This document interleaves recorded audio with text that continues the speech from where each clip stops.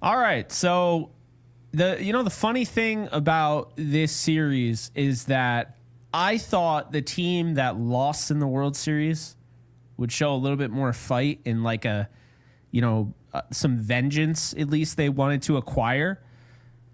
Gary, welcome back, first off, but doesn't it look like the Dodgers the Dodgers look like the team that lost the World Series, and the Yankees look like the comfortable team that's like, yeah, we're the champions. It's an inverse, and I don't like it. Yeah, first of all, guys, thank you so much for all the messages. Super nice. Everything's all good over here.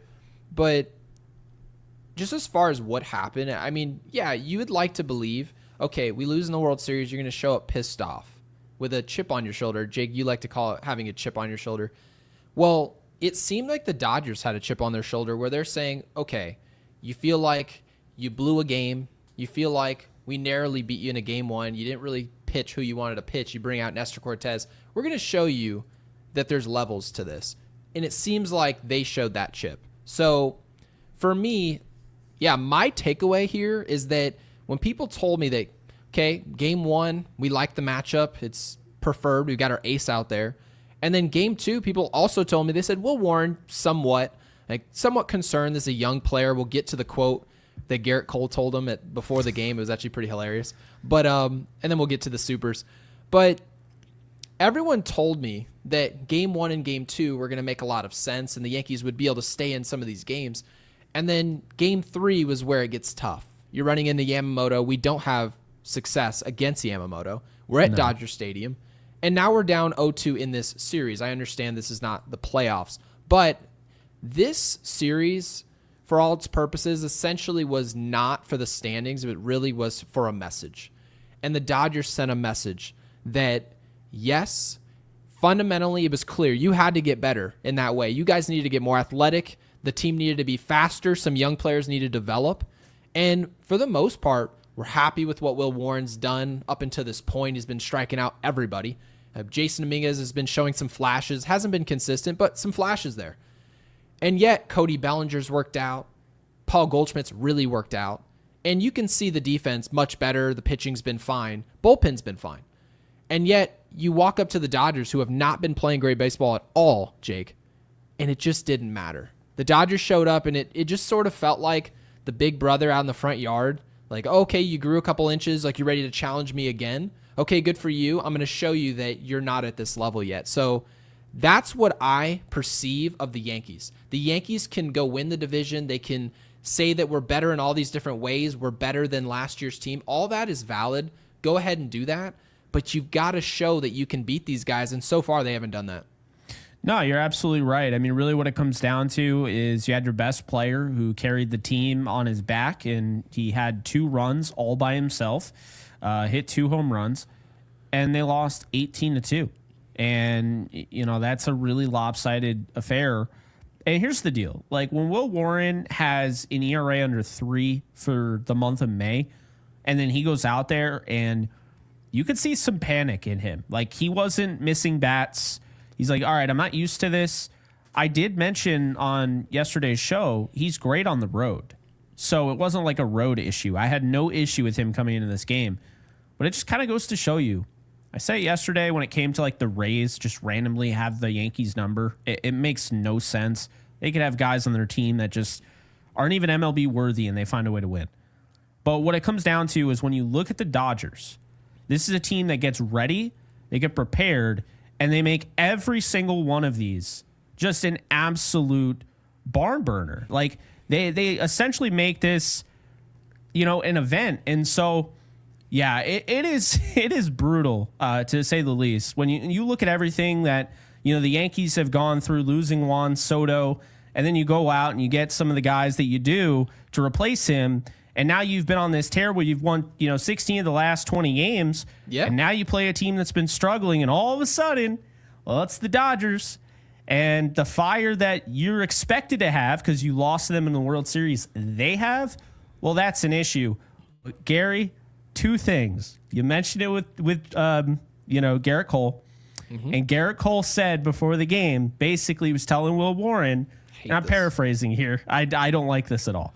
He was basically saying this is going to be the most adrenaline you've ever experienced in a ballpark. And I'm like, all I'm thinking to myself, these are grown men. I'm not going to say that, that led to his downfall. It led to him giving up all those runs. But it's just one of those things, like the optics just look terrible now that has already been, reported. The second thing, that looks way worse. The thing that was embarrassing to all hell, right? Oh, I know. I said this. I said this to you. I don't know if you guys caught this. I posted it on Twitter because I was appalled, but I was also laughing. Aaron Judge hit his second home run of the game. Now, that's cool. I like that at the end of the year. Aaron Judge looked great in the series. Great for him. He comes into the dugout, and you hear the usual, hey. They're celebrating, and his home run, mind you, shortened the lead from 15-1 to 15-2. And the Yankees had 2. So what in God's green earth are you thinking? It looked like this whole second place is okay. And it just really epitomized what this team has been and why they can't beat the Dodgers. Have you seen that meme of Chris Paul? It's actually a little screenshot. Yeah, and they're fade away. Chris Paul hits a huge 3 to cut the lead to 47 in that loss to the Dallas Mavericks. That's what it felt like. And by the way, we want to make sure on this podcast we stay consistent with our coverage.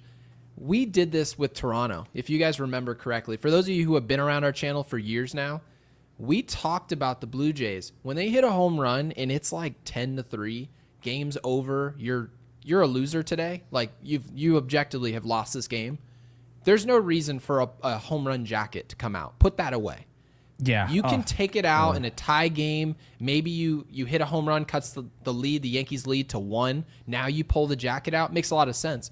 But in a game where it's no contest, like there were a lot of people who turned this game off. Just here to let you know now, you're not a bad Yankees fan if you turn this off. This was a bad baseball game. The Dodgers just worked us without a future Hall of Famer in Mookie Betts. And by the way, Freddie Freeman is not healthy.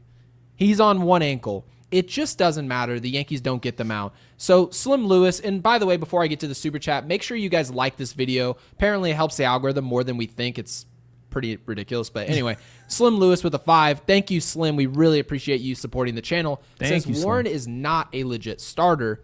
Will get better at the deadline. And with Heel and Jazz, why did Weaver pitch in this game? And 4, Volpe is a utility guy. So there's a lot to unpack here. And we'll touch on some of them. I'm going to say this. Will Warren is a legit starter in this sport. He just is. I agree. But there's levels to what it is you're watching. There just is. You can pitch really well in the regular season, and then you can see that same pitcher not pitch well in the postseason. Same thing goes. You pitch really well against Tampa. Tampa's got a ho-hum offense. Okay, great. You pitched great. We're going to give you credit for that. But what does it look like against San Diego? What does it look like against the Dodgers, right? What does it look like against Detroit in a primetime matchup that we're going to have with them later this year? What does it look like? Well, those starts are different. And yeah, what Garrett Cole said, by the way, leading up into the start, it was his way of essentially signaling pitching at Dodger Stadium is much more difficult than pitching at Yankee Stadium. The environment is just next level. That's exactly what he was saying. And I understand that if he caught wind of this, he'd go, no, that's not what I'm saying. Then why would you need to prepare him for the environment if he pitches in it at home? It's because you don't see that environment. That's why. So, yeah, I don't think that was proper, messaging to give a young player. Certainly he was trying to help. He wasn't trying to hurt anything, but I just don't think it mattered. Like, I don't think it makes sense to tell someone, hey, it's been really impressive what you've been doing, but I'm here to let you know today, this interview you've got for this job, like today separates you. Scratch everything else you've done. Today's different, and you're going to find out exactly how. Yeah, it looked like Will Warren was somewhat overwhelmed. And by the way, I want to give the Dodgers some credit as well. Absolutely. He made some pitches. You saw the broadcast talking about it. He wants to go fastball high, throw that sweeper off of it. The Dodgers were laying off that sweeper. It still was breaking just as much as I remember, and they just were taking that pitch. So I tip my cap to what they did. But yeah, Slim, I do think he is a legit starter. It just looks different when you play the Dodgers. I completely agree. Not worried about Will Warren in the slightest. I'm not worried about Max Fried in the slightest. The Dodgers are a really disciplined team, and this is how they have to win games, contrary to how the Yankees do it. This is why it's been kind of a rug pull, right? You look at the way the Yankees have won.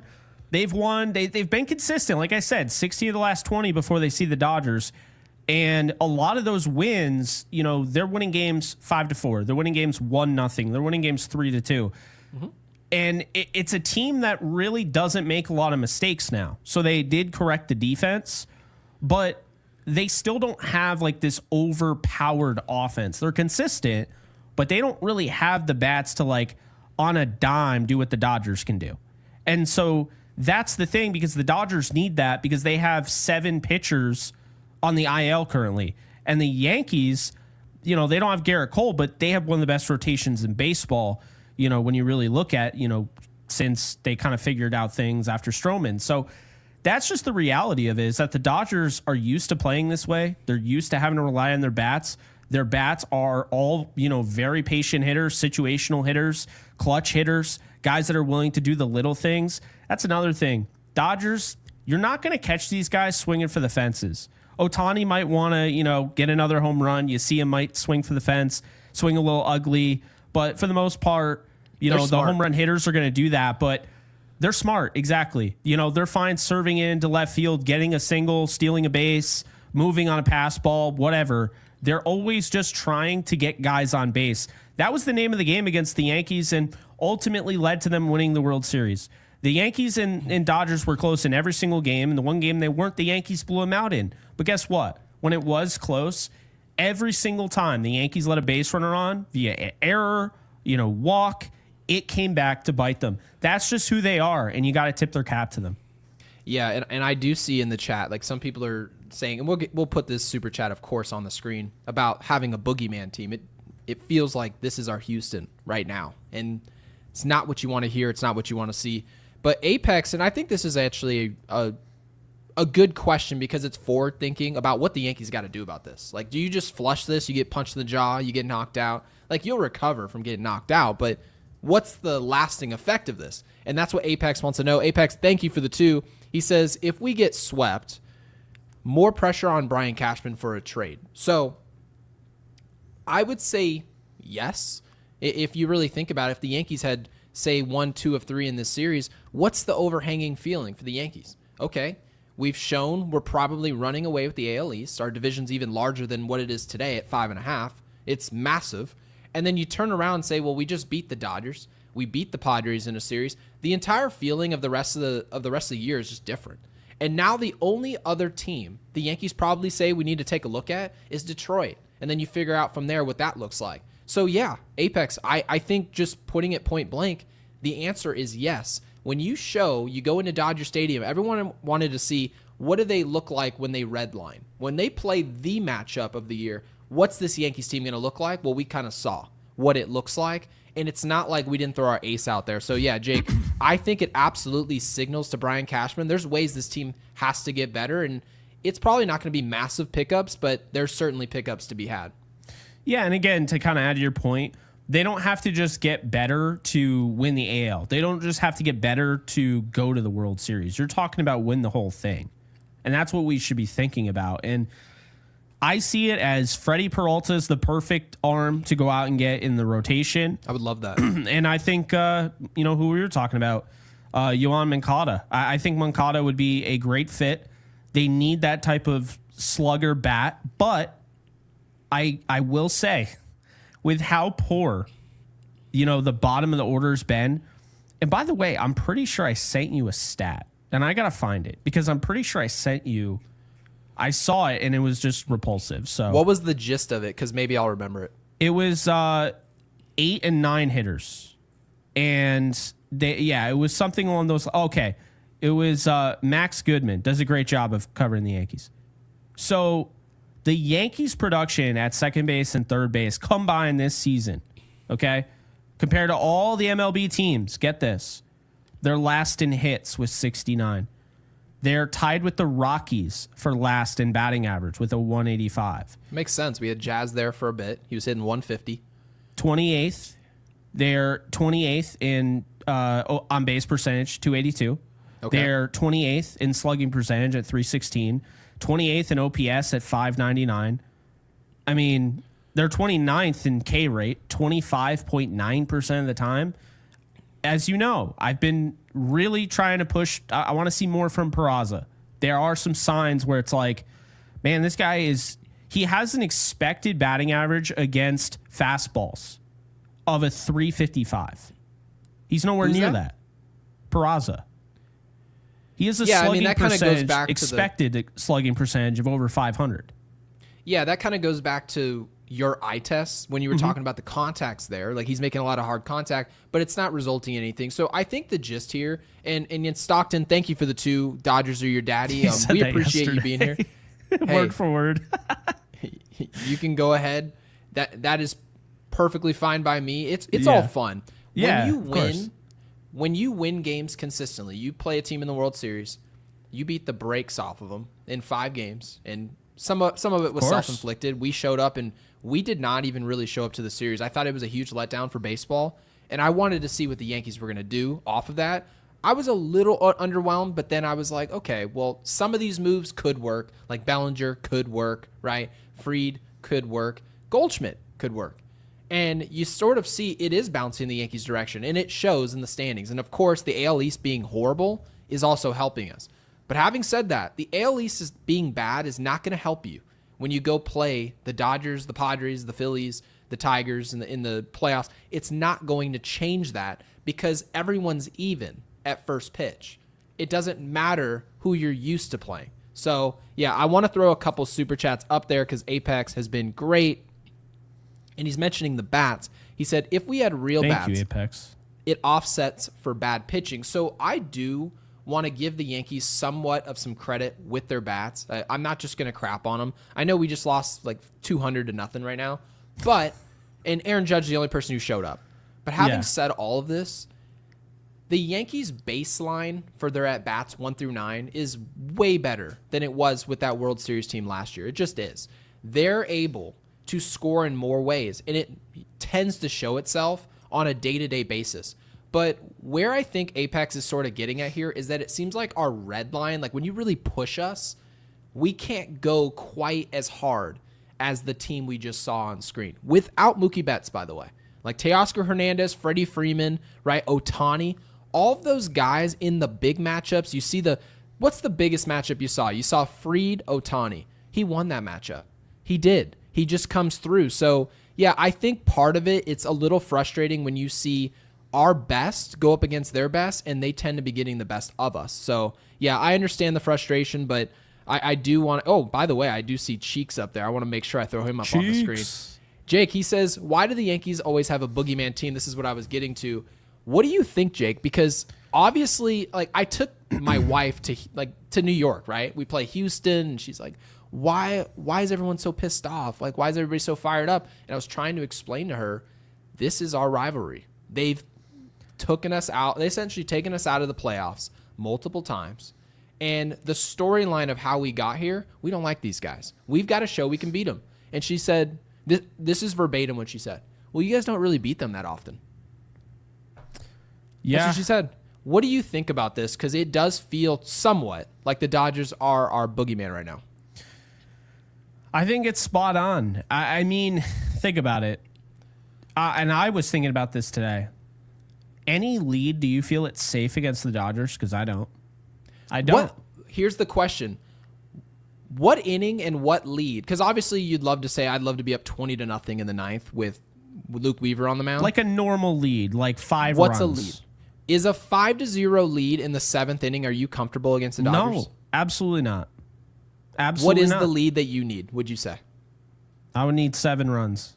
So you need the Yankees to be up 7, let's just say 7-0, in the 7th inning or later to feel confident against this team. And how do you even think that the players might not feel? do it. How do you think the players feel? And the players are going to, if we put a mic in their face, they're not going to say, oh, yeah, we're scared.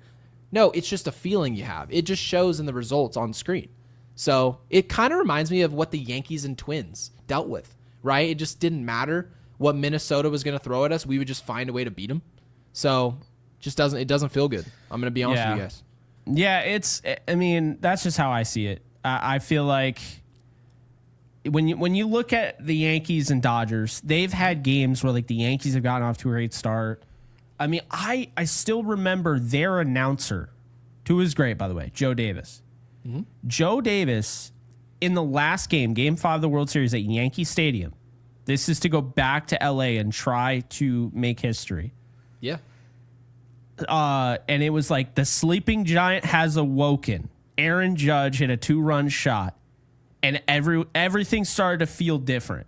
Even I felt it. Dodger fans, I was getting, because, I got a lot of Dodger fans in my mentions because I cover the Rams. You cover the Rams. Yeah, you cover the Rams. So I don't got have to deal with DMs like, hey, I still think we're going to win, but I am a little nervous, and I just wanted you to know that. And I was like, no, you didn't. You wanted to tell me that so it somehow reverse jinxes it and stops them from doing it. But no, all jokes aside, it was, inning 5 where, we had the meltdown. But the point being is that game until the 5th inning, that was the only time the Yankees had played the Dodgers where I actually felt, not even in the blowout game, did I feel like the Yankees were going to win that game until it was over. Like over. That game in Game 5, before the 5th inning, I was starting to feel like, you know what?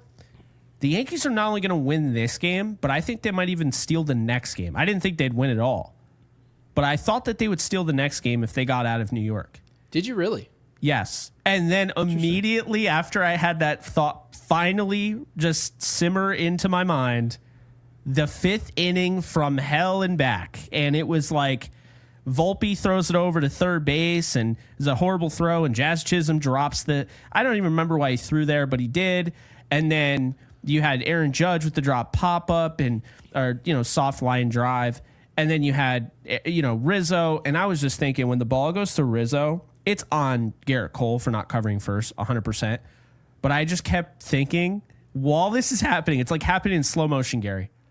I'm hearing your voice in my head complaining about Rizzo the whole year and how he's so lackadaisical. And just like, he takes so long, he'll just wouldn't cover first base. Never.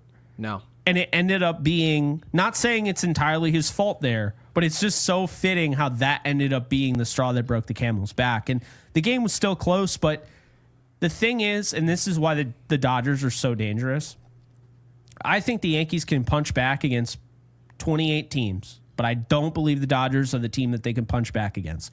Once the Dodgers have taken control, it is over. It is over. There's nothing to show it hasn't been.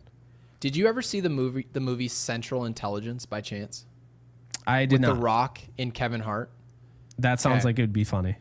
It's actually a very good movie. It's not like it's Oppenheimer. It's not critically acclaimed, but it's funny. Now, mind you, the premise of this movie, if you actually watch it, he's The Rock, and as big as he is, he was getting bullied in high school essentially, and you sort of see that he's like working for the CIA and he's just killing dudes in this bar. Like, he's like looking for bar fights. And all of a sudden later in the movie, like towards the end, he runs into his high school bully. And then all of a sudden he just shut down. Didn't say anything. Didn't want to fight. I see where you're going with that. Kevin Hart's like, dude, show him all the moves that you were showing me. And then all of a sudden he just shuts it down and he just cowers and wants to leave the bar. That's the way I feel about this. I honestly, I'm not trying to just say, oh, the Yankees are horrible in every way. This proves everything's fake. That's not my perspective. My perspective is the Yankees have gotten better significantly, and yet the Dodgers have another level that they can reach the Yankees haven't shown they can go to. And I honestly believe, from a confidence standpoint, the Yankees shouldn't have confidence against this team as of now. They've got to go show something, and it's the same thing, same criteria against Houston. We never really showed we can go punch them in the mouth. They just sort of evaporated. We didn't do any of that. So Adam with the super chat, Adam, thank you for the 10, said the Dodgers are simply the better team. We will have to improve a lot to have a chance in October. I agree this Yankees team has to get better, but don't we also have to acknowledge psychologically this Yankees team has to get more mentally tough in these big games, these big matchups? I give them credit for what they did in that Padres series. I thought they played really well. They did what they were supposed to do, especially with Merrill coming back. But this is also mental and not just how much better did you get in right field defensively. I like Aaron that Judge you has said moved that. out of center field. He's not playing center anymore. He's moved to his traditional spot in right field. The Yankees have gotten better, but Jake, don't they have to just get better mentally in order to accommodate for what the Dodgers clearly have, which is mental toughness? I might surprise you on this. Yeah, go ahead. I think the Yankees are actually a better team than the Dodgers. But hear me out when I say this. Head to head, I just think the Dodgers have their number. But I think in terms of right now, I would trust the Yankees to win against every team in the league other than the Dodgers, whereas the Dodgers seem to get tripped up by random teams. They always show up against the Yankees. The Yankees get tripped up by a team here and there, but they had the Mets number. They had the Padres number, right? They have the best record among all, any team above 500 teams. So I think more often than not, the Yankees right now, obviously this will change when the Dodgers are healthy, but right now I believe the Yankees are a better team. I don't think head to head you can take them over the Dodgers. But in terms of for the league, does this make sense? Because I'm not trying to sound delusional. It actually makes perfect sense because obviously they're going to be, we have Dodgers fans in here and they're going to take this as, well, if we show we can beat you consistently, how are you the better team? What Jake is saying, and I feel like he's explained it well, is that we can beat all these other guys. We can beat these other teams. We feel like we can get through the AL, right? Yeah. We feel like honestly, I genuinely believe if I watched a series between the Detroit Tigers today and the Los Angeles Dodgers, I feel Detroit would have an edge heading into the series. Absolutely. Do I think they'd sweep them? No, I don't. But given the current health, the Dodgers have a banged-up starting rotation. There's a lot of guys missing games, right? So Sasaki's not there. Blake Snell is not there. Clayton Kershaw, I'm not even sure if he's healthy, but I think he is. But the point is, the Dodgers are not this healthy unit right now. They are banged up. They've been losing games. And yet, when we show up to the party, they say, well, let me show you who I am. Yeah. And I we've will seen say, it. Detroit did give the Yankees fits earlier in the year. I'm really looking forward to that series. I expect them to give us fits again. I do too, but that's another one where I'm like, Detroit's given them fits in the postseason in the past. I remember, I'll never forget Robinson Cano walking to first base on the final out. But that was so bad. I know. Did you call him after that?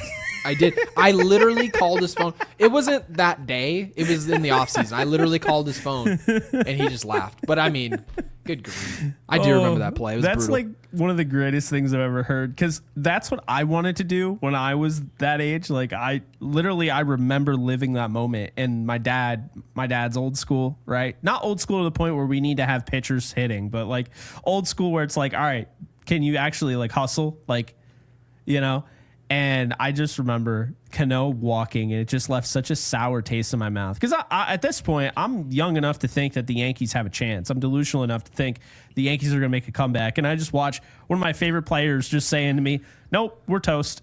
Like, that's what he's saying. The body language speaks By the way, everything. I totally wasn't. So I'm glad that you were able to, like, at least show your process of what you were thinking. Yeah. Like, as game 1 was over, as game 5 was being played, we had that lead, what you were thinking. Because there were a lot of people who were like, hold on a second. We actually may have a shot. I, at no point after game 1, I immediately was just in a daze. I genuinely thought we were never getting off the mat. And then when I saw that lead in game 5, I was thinking, it would be bad if the Dodgers let us win this game because anyone can win when you show up in a game 6 and 7. Anybody. So that would be a mistake. But then once I saw us not cover first base, I said, that was it. I think we've pulled out the 9 mil and shot ourselves in the foot. Absolutely. And by the way, PS5, I'm totally blanking on your name. I saw you in the comment section earlier. Brought up a great point. They did come back and take the lead. The Yankees did. And they blew it again. So it wasn't. But here's the thing. We changed our underwear and crapped ourselves again. But here's the thing about Game 5, right? The 5th inning gave the Dodgers life in a game they had no life in. They were dead. The Yankees were going to go on and dominate them the rest of the game. Why? Because the Dodgers, I believe, can come back from anything under 7 runs, right? But against the Yankees. But what's the big thing that takes you out of a game is momentum and confidence. And the Yankees took Will Warren out of his mojo.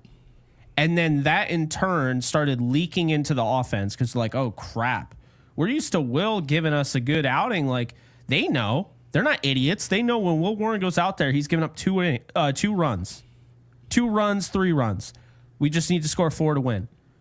Oh, it's 10 in the 3rd inning. They're not like, boys, not that hard of a hill to climb. No, you could see it. There was quit. So the first punch was thrown before it really felt like we even had a chance. But the Yankees were only up 5-0. So in my opinion, I don't think that they threw that final haymaker. And that's what I mean, where the Yankees were stepping on their neck, but they let up. And that inning gave the Dodgers just a little bit enough, life. And they were able to come back, make it a game. And once it was a game, didn't matter if the Yankees took the lead, the Dodgers were not letting it go because you kept them in that game. That's how I looked at it. We got to catch up on some of these super chats. We've got almost 650 people in here, so I want to make sure we get to these supers. Hey, we got to love the Dodgers, right? Because every time they play the Dodgers, our freaking numbers go ballistic. Is that why Garrett Cole said that the environment was going to be something like never before, right? So that's what he said. It is on YouTube. It is in real life. So Adam again with the super. Thank you, Adam, for the 10. We appreciate you supporting this channel. Says the 8-5 loss yesterday was worse than today. Yes. Crazy games like today happen, but yesterday we had the lead. The Dodgers overpowered us. Yesterday was a worse loss. It showed the Dodgers are better. Honestly, I don't even know if my takeaway was just like, oh, the Dodgers are better, the Yankees are inferior. My takeaway was that there's clearly a mental edge. Absolutely. It's not even an indication. It's not even like smoke and where's the fire at. No, it's the Yankees can get better however they please at the deadline. The Dodgers have to feel. We show up to October and we run into these guys. Oh, who'd they go get? They went and got Peralta. Well, he's wearing that uniform, so we'll find a way. I believe that's the way the Dodgers see this. And yeah, you'd like to believe the talent changes the outcome. I believe that as well. But at the same time, did it really matter who was playing for Houston all those years we played them? It seemed like there was a new name beating us. It seemed like one year it was Alvarez. The next year it's Tucker, right? Now Pena. Now we Pena, lost Correa, now and then Altuve. Pena shows up. It's like... It changes. So the players can change, but the shield is the same. And I genuinely believe the Dodgers as a shield believe there's nothing the Yankees can do that's going to have a mental edge until they show us they can go punch us in the mouth and put us out. But until then, the Dodgers just have to feel. Yeah, and I want to catch up on these supers. Good grief. Oh, my God. Stockton wants to tell you, Jake, I told you the Dodgers own you and the Yanks, and he is absolutely correct. So far, they do. It's a little scary with the Michael Myers, Abby. It's like, are you going to come after me with that like butcher knife or whatever?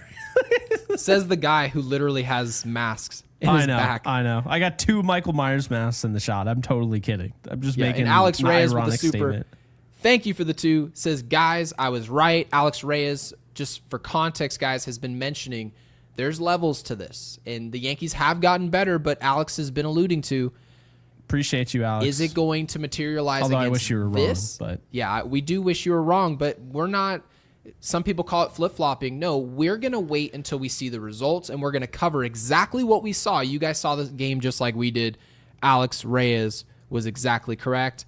And this Stockton slap says L.A. has almost entire staff out and still killed New York. Yeah, pretty disappointing. Well, all right. Let's give it a rest Yamamoto here. was there. Knack looked good today. Gonsolin was atrocious and did not deserve that win. I'm actually pissed off Gonsolin got the win. Well, that actually made look me like mad. Kurt Schilling. He looked good today. Landon Knack deserved the win. But Gonsolin is why, if you only trust wins as a barometer of who should win the Cy Young, you're doing it wrong. Because he got a win when he gave up, 6 runs or 5 runs last night. It's insane. He was the reason the Yankees had a shot of winning the game. They should have won the game. Max Fried gave up 6 and got the loss. And Max Fried has to be better. You, and mind you, we're not saying in totality of the season he's been great. Well, he's actually he gave up all of 3, and then Tim Hill came in and did his usual That's pitch to fair, contact. But at the same time, when a team, I agree, the staff in general, you guys cannot possibly lose a game where we score that amount of runs. You just can't, especially No. with Mookie Betts off the field. You just got to find a way. They didn't do that. So Apex with the super with the 2. Apex, thank you for that. Says Yankees Apex. reverted back to a home run or nothing team. I saw that. I mean, sure, but what do you think you have to do? The Yankees have to look at this. Jake, what was the lead you said that they had to have to go beat the Dodgers in the 8th inning or later? I mean, at least a 6-run lead. A 6-run lead. So why wouldn't they try to swing for the fences? They feel like if we're up 2 or 3, it's not going to be enough. And the Yankees players aren't going to say that. But we we cover this team. We watch every day. We cover every day. We know we don't feel confident with any lead unless it's insurmountable against this team. So if you're asking Apex about this home run or nothing thing, they probably are feeling the pressure of what the Dodgers do. I'm going to be honest with you. Yeah, it's kind of crazy because, I think the home runs last night might have threw off this team as well, except Judge because he's always consistent in his approach. Because it is a warmer climate. And in LA, the ball's going to jump a lot easier than it is in the Bronx right now. So this is an opportunity to put up runs. This is an opportunity to pad your home run stats. I'm not saying that's what they're doing. Judge is so consistent in his approach no matter where he is, it doesn't matter. But if I have a guy like Austin Wells, he gets a nice home run yesterday, well, I wouldn't be surprised if today he's pressing, right? Somebody like that, right? And so that's kind of how I saw it. It was almost like a negative in a way. They had all those home runs. It didn't do anything. They lost the game. They couldn't score the small ball away. And then today, they've only scored with home runs, really.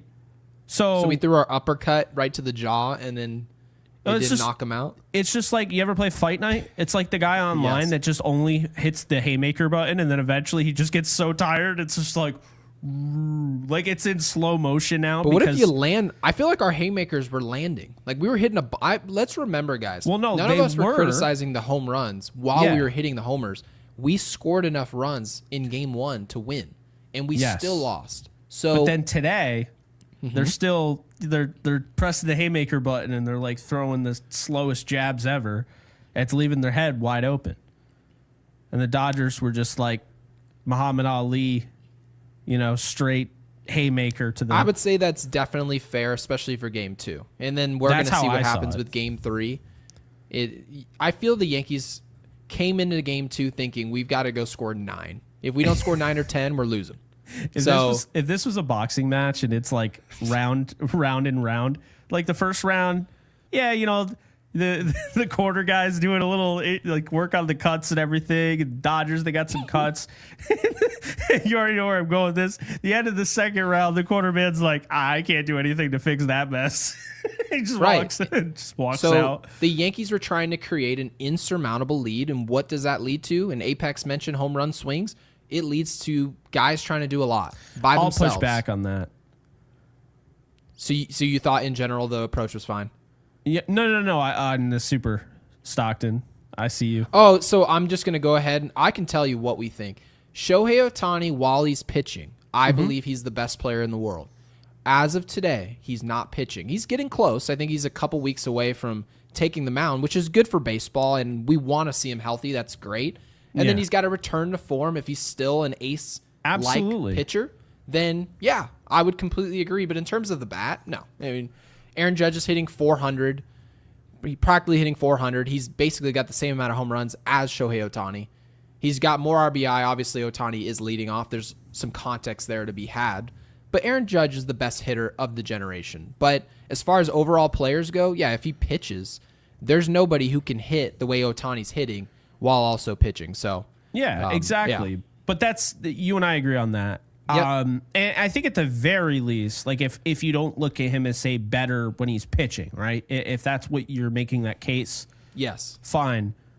Then it's valuable. He's more valuable. I think that's definitely a fair term as well.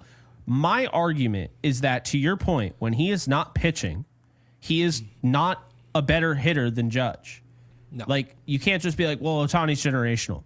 Okay, so is Aaron Judge. Like, I think people get so caught up in he pitches, but he hasn't pitched in 2 years. He hasn't pitched since Paul Skeens was called up to the major leagues, and now he's already one of the best pitchers. Yeah. It's been a while. So I just feel like it's a disservice because this is a guy that it's not like he's playing the field. And I do see a lot of the time in these discussions, it's, well, he could totally you could throw him out and, oh, no, don't give me that. You could put Judge at first base. You could put Judge at pitcher late in a game, and now he's pitched. It doesn't mean he's a pitcher. Shohei Ohtani has not played in the outfield his entire career in the MLB. Well, he did in Japan. I don't care. He hasn't done it in the MLB. When he pitches, DH. he's a 1 or a 2 on literally any team's Absolutely. staff. But and when at the he's pitching, same he's the time, best. Yep. At the same time, there's 2 points I really want to draw through. Yeah, the go Garrett ahead. Cole one. I get that a lot from Dodger fans. Keep in mind, I've seen it all now. Well, Jake, do you think Garrett Cole's not elite right now?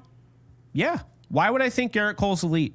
Right now, he is rehabbing Tommy John. I have no idea what Garrett Cole we're going to get. He's going to be 36 years of age. No idea.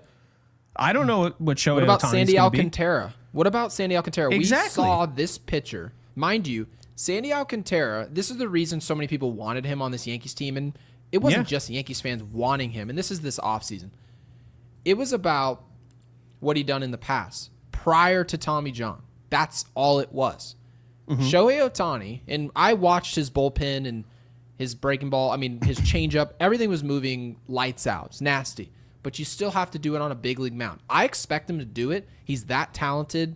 Like we said earlier, he's generational. But he's got to go out and do it. Once he shows it on a mound, he can do it. Yeah.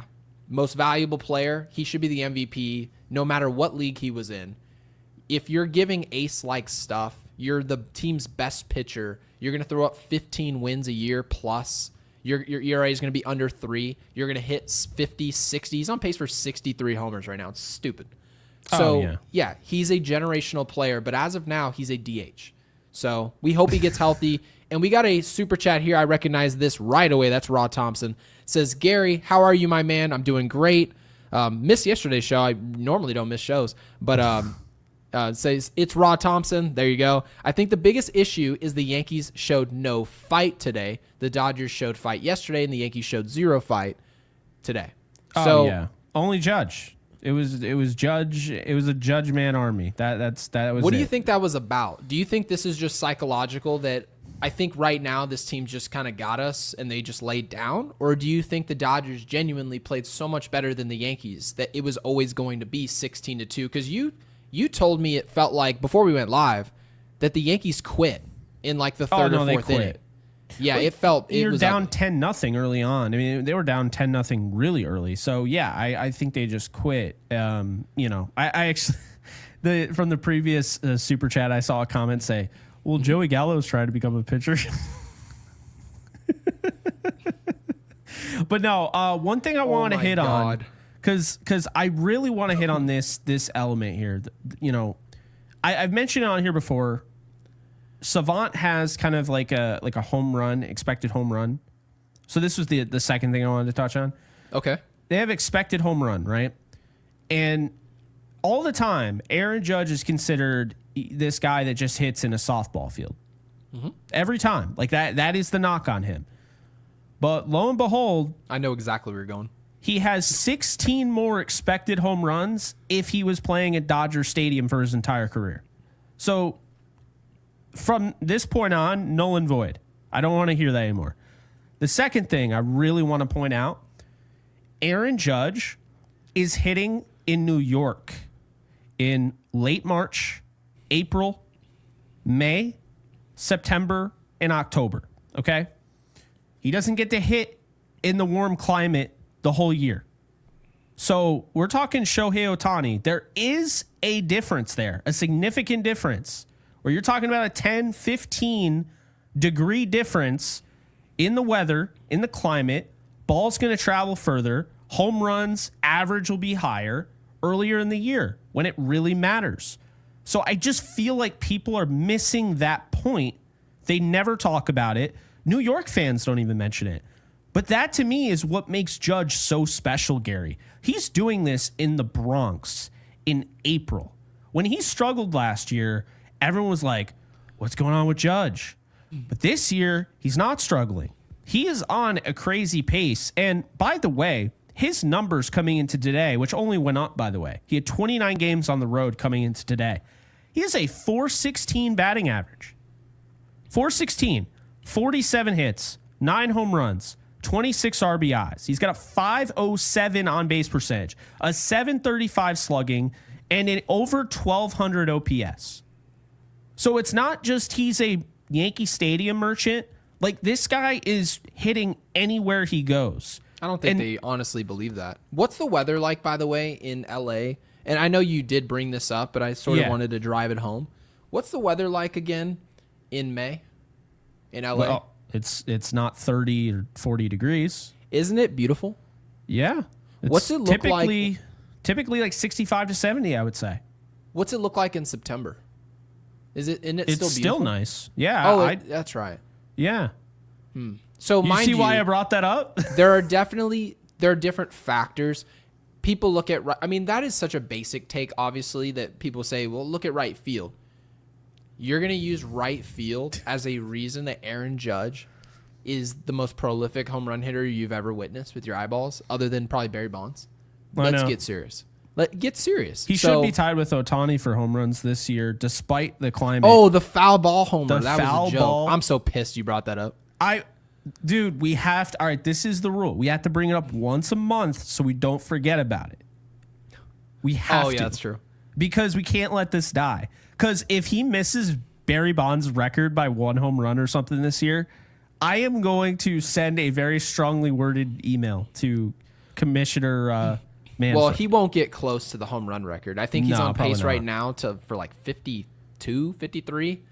Still he's a great slowed season. down, but I think he's about to pick up in June. Like, keep in mind, the warm weather will be coming to New York. So actually, that pace was what it was in the low 50s when this day started. I think now Aaron Judge is on pace for like high 50s. Yeah, so, I think he gets to 60. Okay. I think he does. But I think here's the sacrifice, though. Okay, he's trying to hit. Okay, he's projected 60 now. Okay. So, yeah. There you go. He is 21. He should have 22. He's hitting 400. Dude, that's what I mean. We aren't appreciating this enough. Ohtani's fantastic. Say Ohtani never pitches again. He is fantastic. We are looking, and I know people think I hate Ohtani, but we're looking, Aaron Judge and Ohtani are two of the greatest players to ever step foot in the MLB. Ever. Yeah, Stockton says he says Jake refuses to accept Ohtani is the better overall player than Judge. He thinks WAR is the only deciding game factor. No, By the way, we don't care at all about WAR. I don't give a rippity doo-dah about WAR. We do not care about WAR. He can't accept pitches at an elite level is the unicorn. Educate him, Gary. No, there's no education that needs to be had. I think everyone here, at least in their right mind, if Ohtani is pitching at an ace-like level and he's hitting on pace for 60-plus home runs, he's on pace for like 64 homers. He's going to hit. Insane. He's hovering around 300. I know batting average is not as important today, but when you're hitting 400, it certainly matters. When you're hitting 300, it certainly matters. He's going to drive in over 100 runs, and he's not hitting third for the Dodgers, where like Mookie Betts is table setting. Freddie Freeman's not hitting 2, table setting for him. No, Shohei Ohtani is the table setter. He's the leadoff. So, yeah, you got to give him credit where it's due. He's the second most prolific offensive unit in the game today. When he's pitching, he's the best player. But so far, he's not pitching, and I want to make sure we retract. And I think, again, Rod Thompson, I hope you're doing well, man. Haven't talked to you in a while. Hope you're doing good. Dave M., I was talking to him on Twitter earlier today. He said he's not leaving this alone. He refuses. Dave with the super says, still too soon to be down on DJ LeMahieu. What's the feeling on DJ LeMahieu? We'll touch on this shortly. He's taken 40-plus at-bats now. The contact is hard. Not today, not yesterday, but overall, he has made hard contact. The analytics suggest that. I'm not a defender of analytics. I'm not. No. If you're hitting under 200, that should matter. Jake, what do you think about DJ? And then I'll go second. Yeah, this was another one I think I sent to you. I did kind of a little quick study on Savant. So DJ in minimum of 20 pitches, right? Versus fastballs before today, Oh, this is great. 333 batting average, 583 slugging. Versus sliders, 111 average, 111 slugging. Versus sinkers, 0 average, 0 slugging. So here's the deal. DJ's hard hit percentage, he has more than any year since 2020, back when he was one of the best hitters in baseball. However, he's just hitting fastballs. So while he does have that hard hit ability back, because he didn't have that before, he's just hitting fastballs. He's really struggling against sinkers. And sliders, he's shown, he's fought him off, but 111, that's not going to do you any good. So, look, the reality is this. DJ LeMahieu can only start for so long before they really need to look at a serious option. This also brings me back to a point that I wanted to make earlier about the 8 and 9 hitters, Gary. You got Jazz Chisholm coming back. Jazz is going to have to hit. This isn't like, kind of welcome back, like, soft, just kind of ease him in. No, they're going to need Jazz's contributions. They are. And it looks like he's hitting well, in his rehab assignment. So we'll see what ends up happening. But this also opens the door. Beggars can't be choosers. While I like Moncada and I still think they should go after him, and I like the slugging, I like the defense, I think he's underrated, I see a lot of Yankee fans bringing up IKF more and more and Urias from the Orioles. And I got to be honest with you, I get it. I just want a guy that's just going to get on base, that's just going to get hits. We talked about it. I started bringing it up. I'm starting to really see Oswaldo Cabrera is a lot further along than Peraza and Bibas. It's not remotely close. And now you don't have those slap singles. So again, we love slugging, Gary. You and I love slugging. We like the idea of getting a double instead of a single. We like the idea of getting in scoring position instead of just going over to first base, which you would have had with a walk.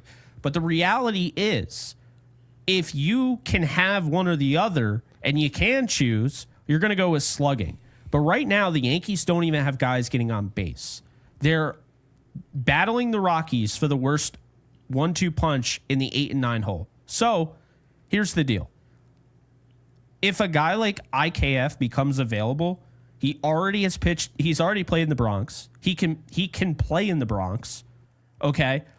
I think he makes a ton of sense. I think he was a Gold Glover at third. He could play second. You just don't want him at short.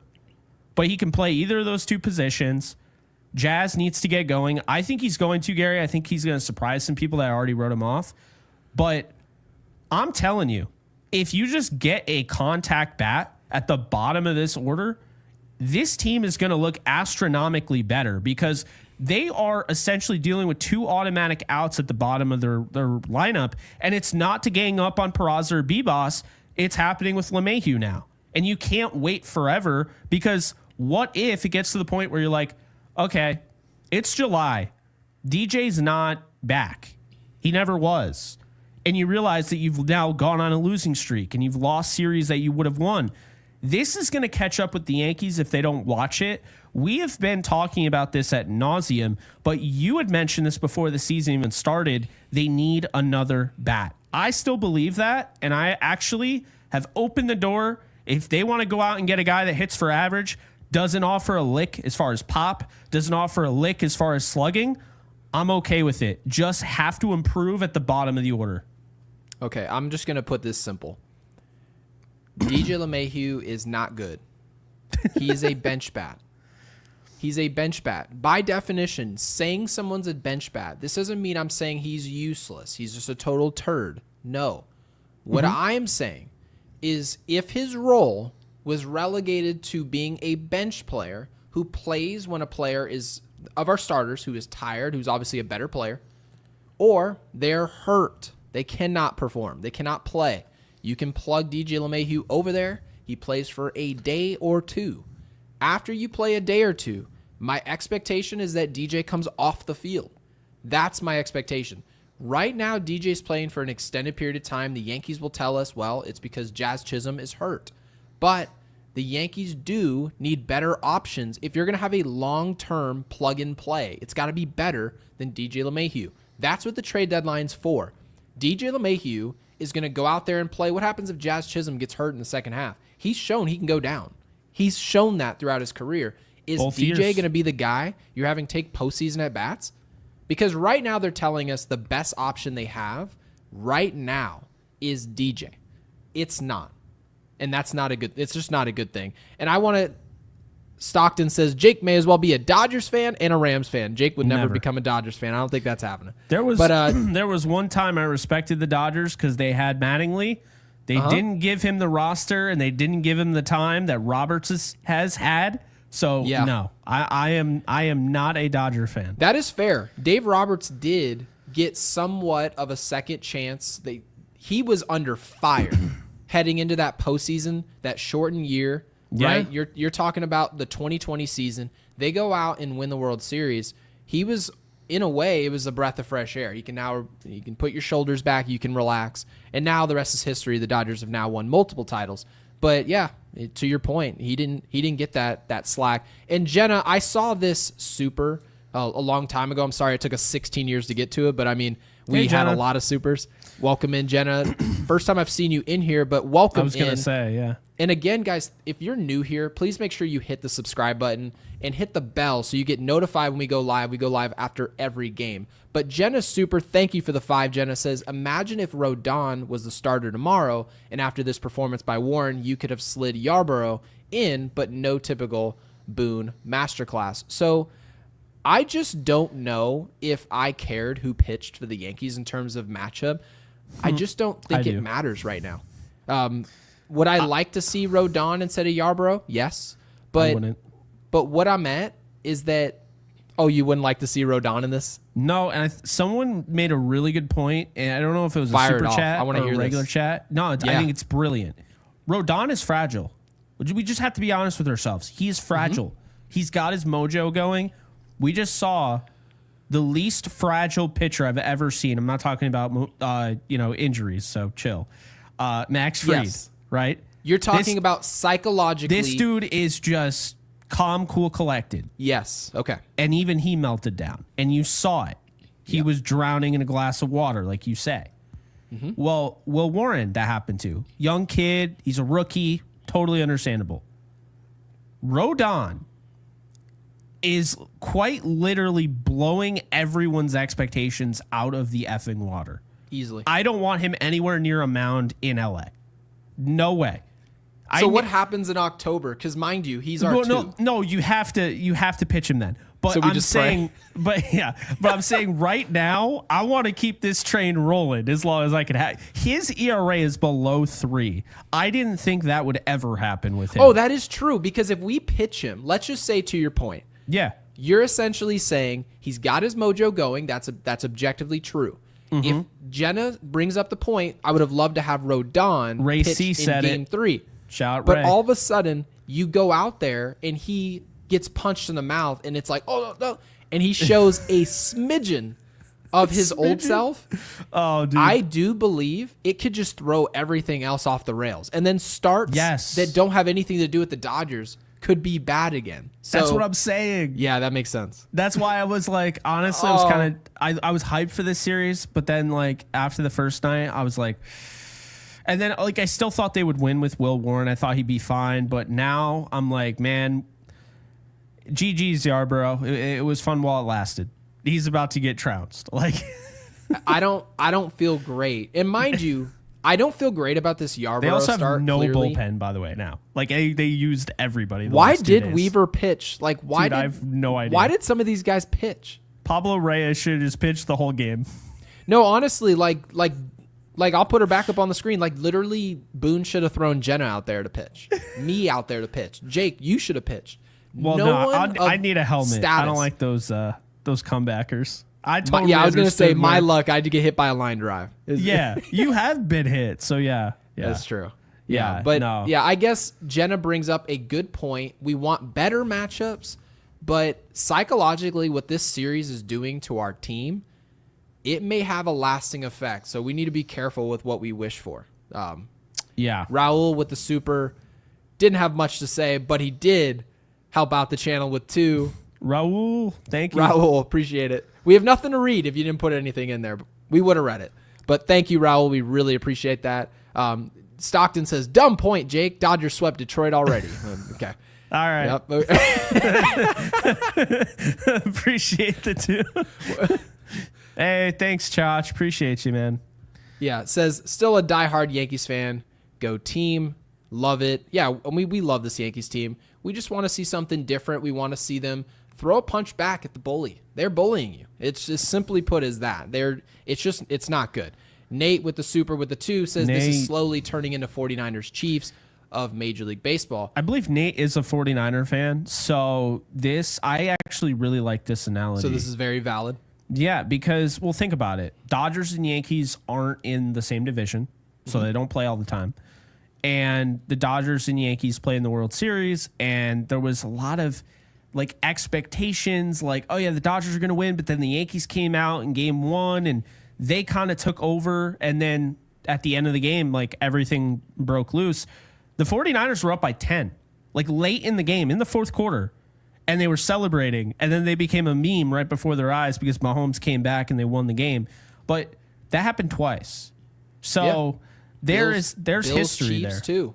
It's well, like yeah, no the Yankees matter are turning into the Bills. no matter what the Buffalo Bills do. Oh no, they we are about to losing lose 4 World Series in a row. I don't care what the Buffalo Bills and Josh Allen, I think he just got married today, actually. Yeah. It doesn't matter what they do against the Chiefs. They're going to lose. That's just how it ends. I'm here to tell you. It doesn't matter who they lost. Doesn't matter who's on the line, who's at receiver. You lose Tyreek Hill. Does not matter. What's his name? Travis Kelce's dating Taylor Swift, or he's not. They're still beating them. And so that's the way this feels. So I love Nate. That is a great point. Yeah. This is a team that maybe you don't see it often. Obviously, the Bills see the Chiefs more often there in the AFC.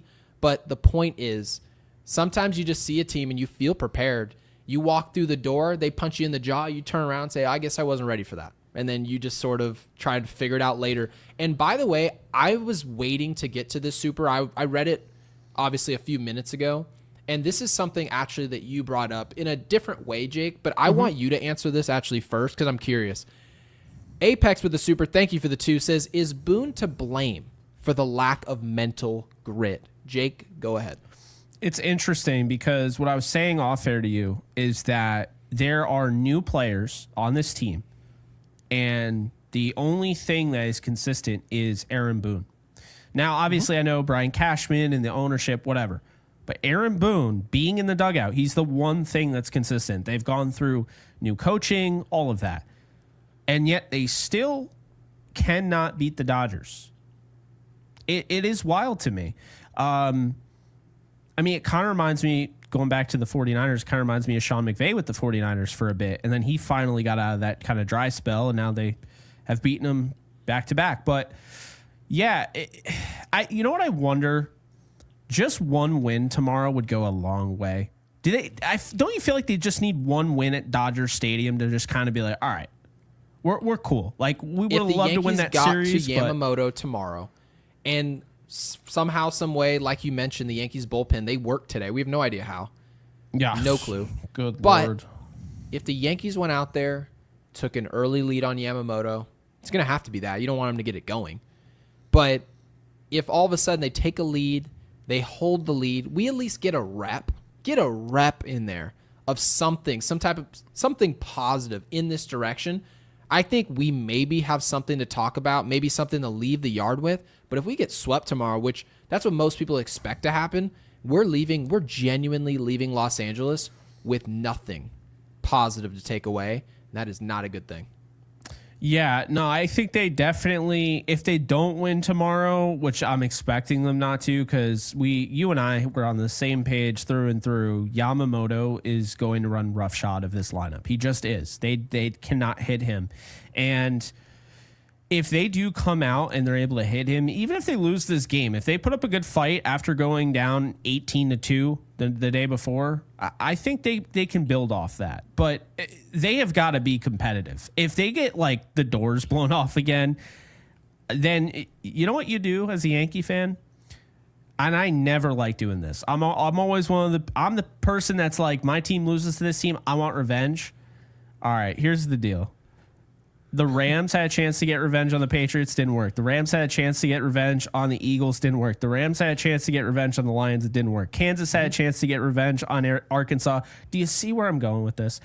I'm done with the whole revenge. I don't give a rippity-doo-dah about revenge anymore. You just pray. You do not want to face the... I don't care. I don't care if that's a coward's way out. If they just dominate tomorrow, yeah, you just don't want to see that. But if they do win tomorrow, I think they can build on. They got to win at least one game, which, of course, there's one more game. And they got to finish off this road trip on the West, because it's the last time they're going to the West this year.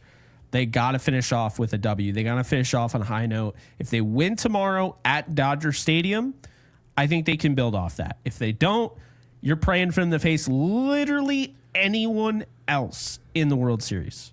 Yeah, I completely agree. You just don't want to see. You don't want to see them. The Bills don't want to see. They can say what they want. You put a mic in someone's face. You think Aaron Judge and company is going to say we really don't want to play the Dodgers? No, they're not going to say that. But that secretly can be what you think. And we're podcasters. Doesn't matter what we think. I'm not playing right field tomorrow. So Chacho with the super with the 2. That's what you says, think. Jake, yeah. Chacho with the 2 says, Jake, it's my birthday. I'm 44 today. On May 31st. Happy birthday. Oh, happy birthday, Chach. Appreciate you.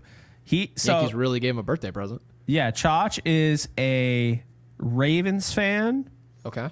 And not a Rams fan, a Ravens fan, and you like another team. I'm forgetting who it is.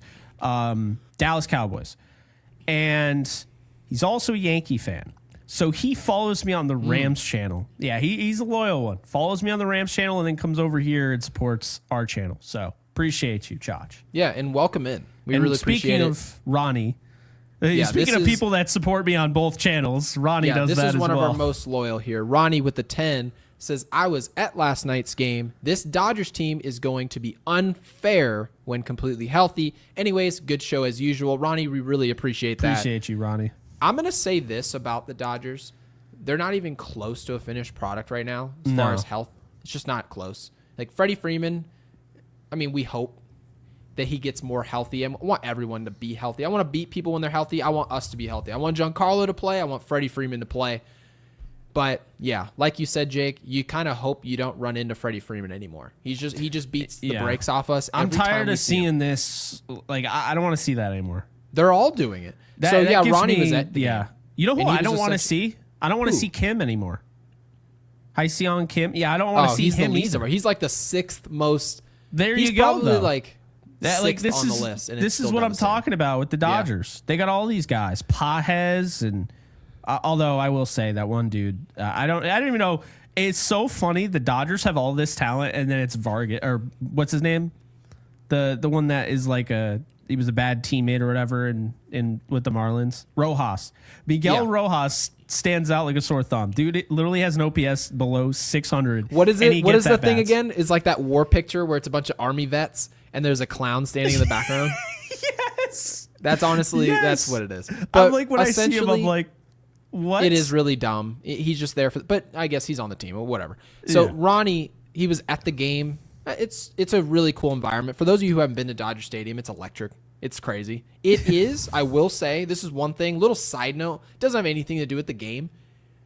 The speaker system in Los Angeles, California at Dodger Stadium is absolutely ridiculous.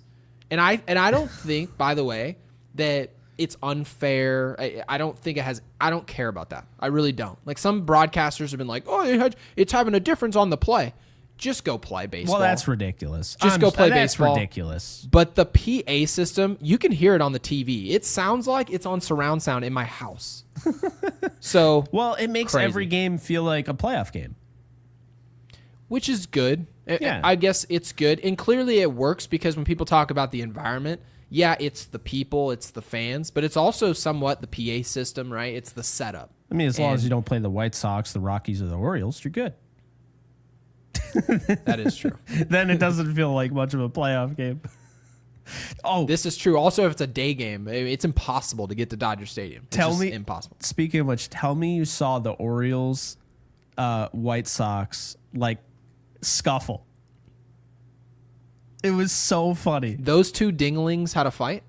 Yeah, I called it the I didn't Battle know of that Mid. So Cody Mayo got like, it was so dumb. He got into a rundown and Who? like Cody Mayo on the Who's that? Orioles, like their prospect or whatever. He Oh, gets never heard into of a rundown. It might be another first name, but anyway, it's Mayo. So Mayo gets into a rundown and like it just looked ridiculous. He goes out of like the base path. He goes into the infield grass and just like runs into the pitcher.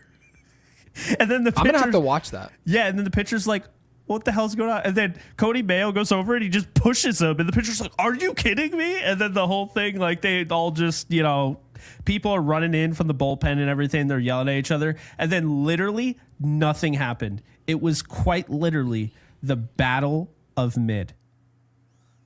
Yeah. I haven't seen the play, so I'm not going to comment on it yet. It I'll was so comment on funny. it in our next show because obviously we have a post-game show tomorrow if we likely get Colby swept by the Mayo. Dodgers. Sorry. Yeah. Colby Mayo. Yeah, I've never heard of him. But anyway, Jeff J says, F DJ LeMahieu. My simple question is, how do we get over this phenomenal failure? And it is what it is. So far this weekend, we needed to throat punch these guys, walk in with swagger, and show them we aren't who they beat in 2024. So I agree with the takeaway. That's clearly the mission. You got to come in here and show that it's just not going to be the same old, same old. You lose in a short series. Everyone said, oh, look, the Dodgers and the Yankees. It's the best matchup. And then all of a sudden the Dodgers threw like one or two punches and the Yankees just kind of laid. It looked like Mayweather-Pacquiao. Like it wasn't the fight. It was an MMA fighter trying to box. Right. It wasn't. It was that Ronda Rousey fight where she just got the brakes beat off her. It was not what we thought it would be. Now, some people thought the Yankees were somewhat overrated, and they're perfectly entitled to that opinion, and I don't have anything wrong with that. But the Yankees didn't show up and prove anyone wrong. They essentially showed up and proved, the AL stunk. That's why they're here. That's what it looked like. So, Jeff J, to answer your question, I think Jake actually brought up the answer. You kind of hope either you're going to get up and throw a punch and do it now, or you need to pray you don't see these guys. So that's it. Yeah, you don't want like your first win in 3 years in Dodger Stadium to be in the playoffs or have to be in the playoffs. That let's put it that way in the World Series. Seems like a poor formula. Yeah, it's not conducive to winning baseball. Look at this chat. Shout out Boone. That is definitely that's Dodgers territory. That's either Dodgers or they're just kind of underhanded jabbing him. They don't actually. Yeah, but I'll accept that troll. That is just well executed because you could have said like Ohtani is just better than Judge. Like, it probably wouldn't hit because Judge hit 2 homers. You could have said the Dodgers are your daddy, like all this stuff, but he just said shout out Boone, essentially saying shout out your common denominator over there. Yeah, the man's talking. Like I said, I like Boone. I like that he sticks up for the players. He's very flawed, but I also think we're talking about a league where give me the top 5 managers. I don't think you can. No, not really. I agree with you. Like managers are somewhat overrated, but I will Analytics say have Yankees, kind of dumbed them down. They have. Like it definitely has made their impact less. So I agree with you. Managers are still important. You also think that. But at the same time, managers probably do less today than ever before. And Ed W., I want to bring up, this isn't a super chat. I wanted to bring this up, though, because I do like this. I don't agree with it. But I understand because literally this is what this is. Ed W. says it's just 3 interleague games in May. That is true. But this matchup had nothing to do with the standings, had nothing to do with our ability to outrun Tampa, right? Baltimore, who stinks, to outrun Boston, to even secure home field throughout the postseason for the American League. Really, Ed, it's not going to have that much of an impact. It's just not. We're probably going to forget about this entire series in like a week and a half. I'm going to be honest with you. We're not even going to be thinking about it. But you know, Ed, when we will think about this series next? If we make it to the World Series. We'll think about that series then. And people say, well, what does May have anything to do with? Well, it's not just May. It's also October of 2024, and it accumulates. So I agree. It's just regular season baseball. If you want to look at it that way, you can. But there's a takeaway to be had coming into this series. The Yankees had a message they were trying to send. The Dodgers just showed up and punched first. and we didn't get to send that message. Now, I hope, to your point, Jake, the Yankees can, for some whatever reason here, go win game 3 and we can take away something. But if you leave with nothing, I have a hard time believing this is just 3 games in May. I just do. Yeah, no, it's definitely, I don't want to chalk it up as, it's just 3 interleague games in May, but obviously we appreciate you, Ed. Definitely. I think you have to look at it for what it is. It's a series in May, but it's a series in May in a essentially World Series rematch. These games matter, right? They just do.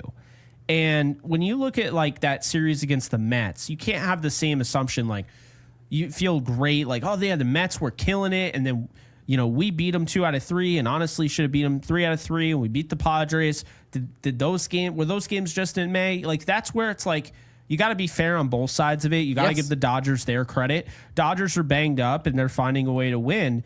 Now, is this the exact Yankees lineup? Is this the exact Yankees rotation that the Dodgers will face in the World Series if they play them? No. But it's also not the same to be for the Dodgers. Like, we saw them go out and get Tommy Edman last year, who the Yankees were trying to get. And sure enough, he's ended up being a really good addition for them.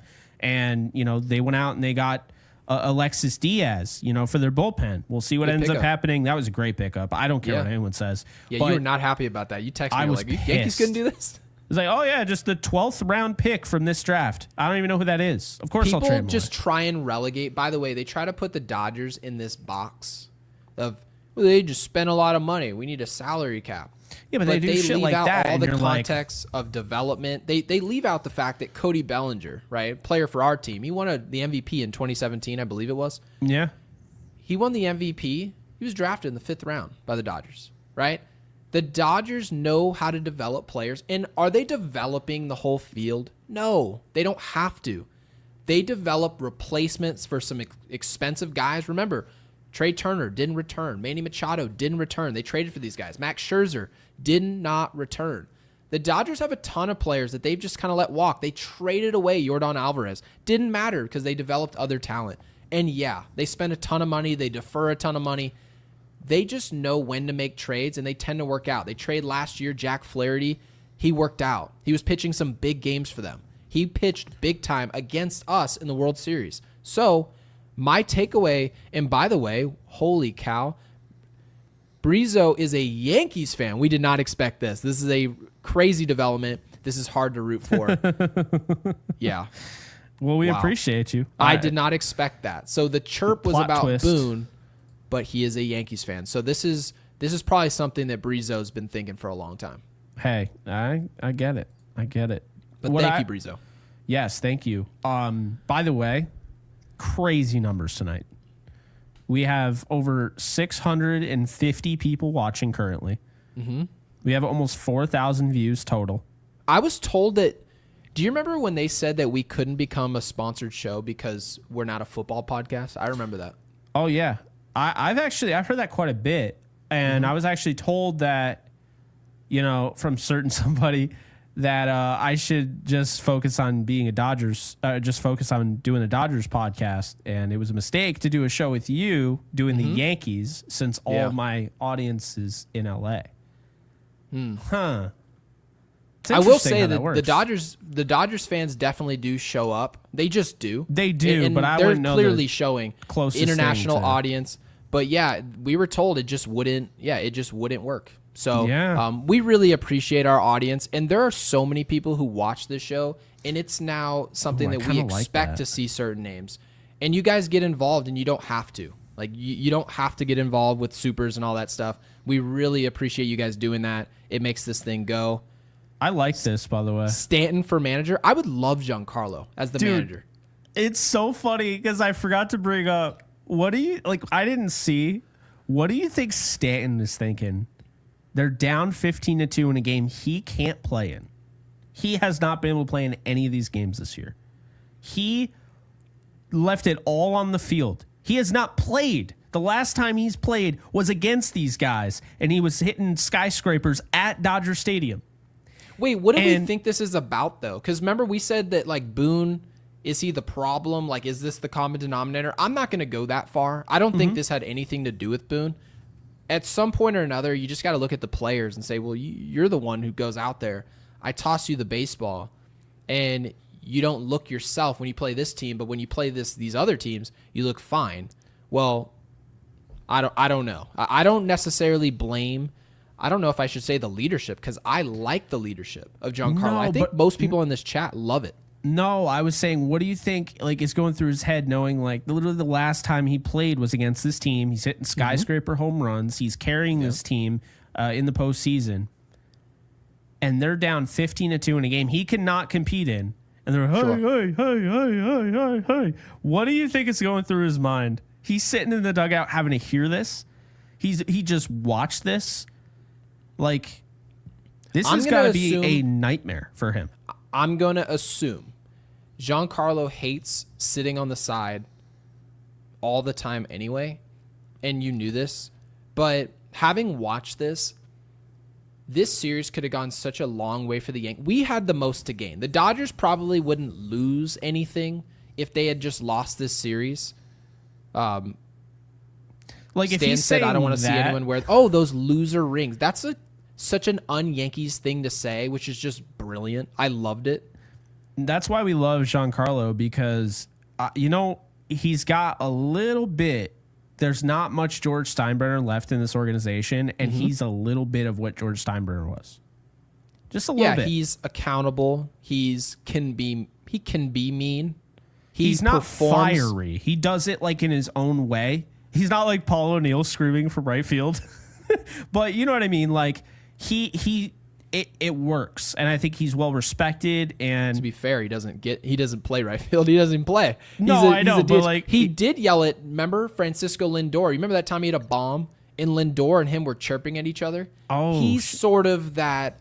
Okay, I'll get in your face. Yeah, we'll clear these benches. Yeah, I'm still 6'5", 240. So if you want to call me out there, I'll come out there. It is going to be good to have him back. Yankees. I think people kind of forget, he can really, he can slug, and he's not going to steal any bases or be like a guy that scores from first, but he can still move enough where he could turn, into a stand-up double if he hits it into the gap. You know what I mean?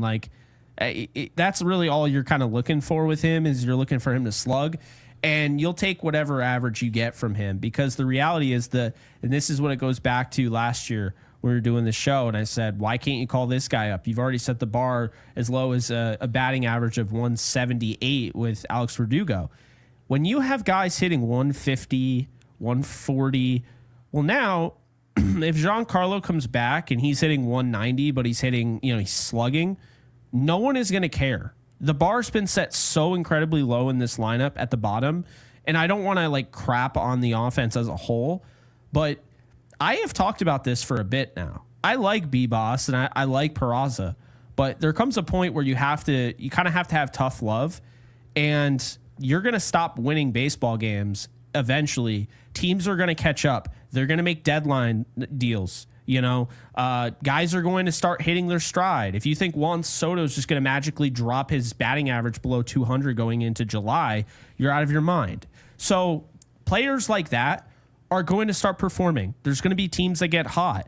You have to be ready for that. What's working now might not work in June, might not work in July, might not work in August, and so forth. So that's why having the bottom of the order is going to be important. And so it goes back to making some deals. It goes back to getting Stanton back, they're going to need Jazz back. But this stuff still matters, Gary. It ultimately does. And it's almost kind of a little bit of exciting, because the Yankees are already so good, in my opinion. They might be kind of a boring good team. They don't make a lot of mistakes in the field anymore. But they're so good, in my opinion, at 35-22, and they have reinforcements on the way. You know what I mean? So yeah, my mom says that they should give Giancarlo. They should give Giancarlo. I don't blame you for that reaction. How do you even keep it together? Heelys, a scooter, whatever it is, whatever to get that bat in the lineup. Which, by the way, was a torpedo bat. We didn't realize it at the time. No one was talking about that. Yep. Because no one cares. You still have to hit the ball. Oh, but God. yeah, Yeah, now we're gonna have agree. to hear it. He did it the whole year. No one talked. Now we're gonna be like, all right, well, we got to catch up on all the torpedo talk that we didn't have last year. Yeah, I'm not gonna.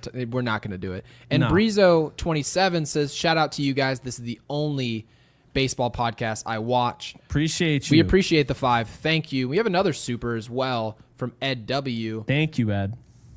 So Ed W says, if you want to start thinking about playoff matchups to avoid the Kansas City Chiefs of baseball, the last playoff series won outside of the American League Central was 2009 World Series. Bigger fish to fry than LA. Great show. Proud to support. So again, Ed, thank you for that. Yes, thank you, Ed.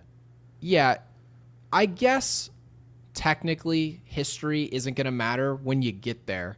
When we face Detroit, no one's going to be thinking about the Justin Verlander, right? Like Victor Martinez, Miguel Cabrera era Detroit Tigers. Like, we're not going to be thinking that, or no other team would be thinking that, because there are different players. You've got different managers, different staffs. Everything's different about it. But you have to genuinely ask yourself about these playoff matchups, and this is what this is about. This is really what this podcast is about. Yeah. What is this team's ability in terms of redlining? If they go and they're playing up for a game, like this is perceived as a big game, not a playoff game. It's not you can never simulate postseason baseball and the pressure that comes with that.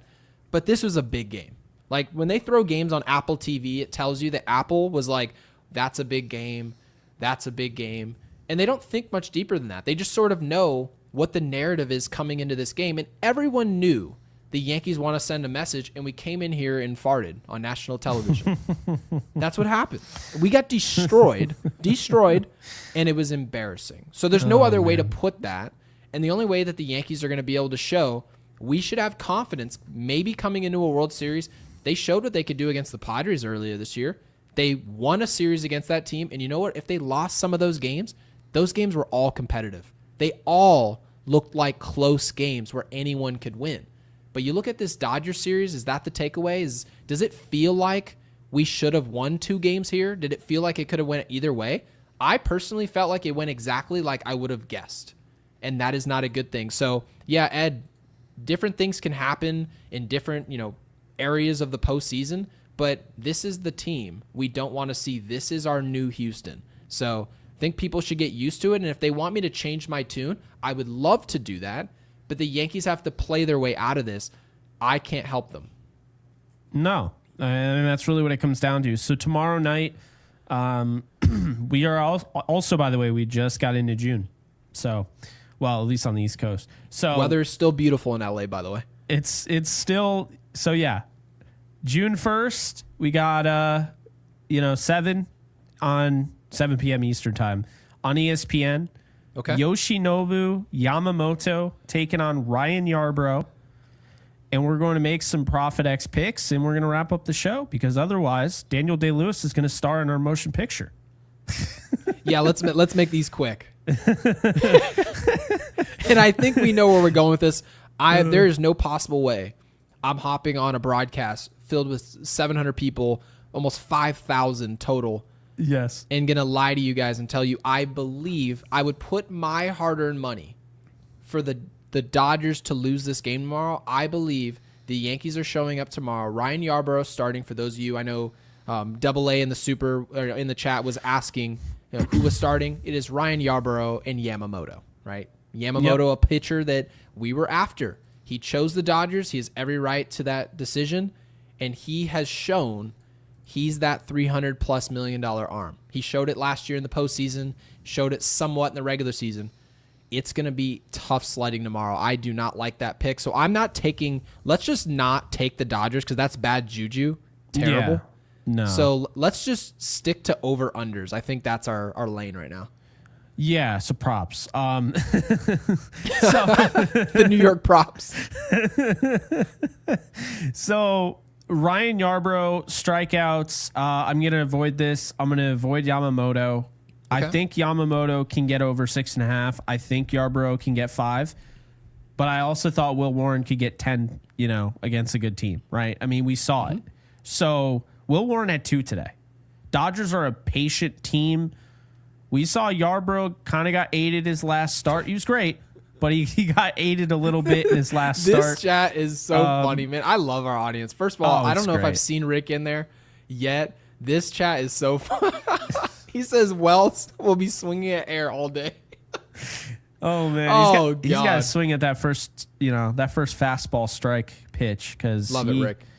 Man, Wells whiffs. Yeah, there's no over under on whiffs. I hate to say. First 5 innings, I'm gonna go with the under on that. No, so you think total there's gonna be under 5? No, because I don't like this setting. I thought it would. Well, have been Yamamoto like is probably. If I had to give you guys an educated guess of what I think the score is going to be after 5 innings of play, I think it is going to be probably. I think it's going to be 4 to 3 to 1. I'm going to say it's going to be 3 to 1. Okay. So 3 to 1 Dodgers. And again, I'm not yielding to the fact we're losing, so don't make me say it. But I think it'll be 3-1 Dodgers. Yamamoto's going to show out in the first 5. Plays 3 plays. It'll look like that Popeyes. Have you seen that Popeyes meme where everyone is just swinging? Oh my god. Yeah. Oh, Good you know what? I guess the Popeyes meme, and they're actually hitting the ball, so you can scratch that. Picture the Popeyes meme if they're missing the ball. All right, let's stay away from this. I liked it initially, but I have 4 to 1, and that's cutting it close. I want to know. It is close. Like when I get it, I'm normally like, oh, this is gonna be a 1-0 game. That's been profitable all year when the Yankees play their style of baseball and make the other team play their style of baseball. The Dodgers play their own style. You're not gonna dictate how they play. So we're gonna stay away from the game lines. We're gonna stay away from the first 5 innings, even though that is probably my favorite normally. So we'll do total bases, okay? Okay. Telling you right now, anytime Judge plays at Dodger Stadium, I'm taking the over on Aaron Judge. I took the over on Aaron Judge 2.5. He ended up with like 8 total bases or whatever. Like, you know what I mean? Like, it's a no-brainer.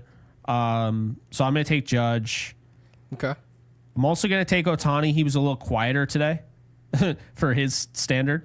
So I'll take Ohtani total bases. I'll take Judge total bases. And then I'm going to take... He's been a little quiet this series. Teoscar Hernandez. I'm going to take his total bases for the Dodgers. And then I'm going to take... It's now or never. Cody Bellinger has got to leave here on a high note.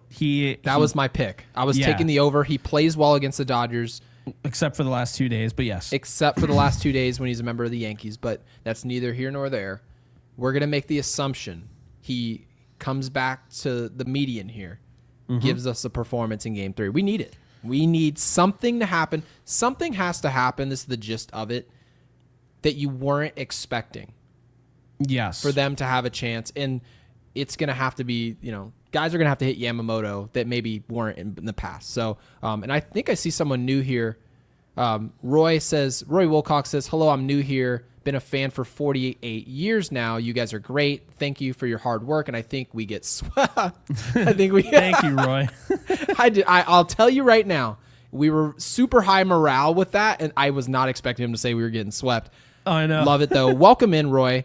He says, we hope we can come home strong.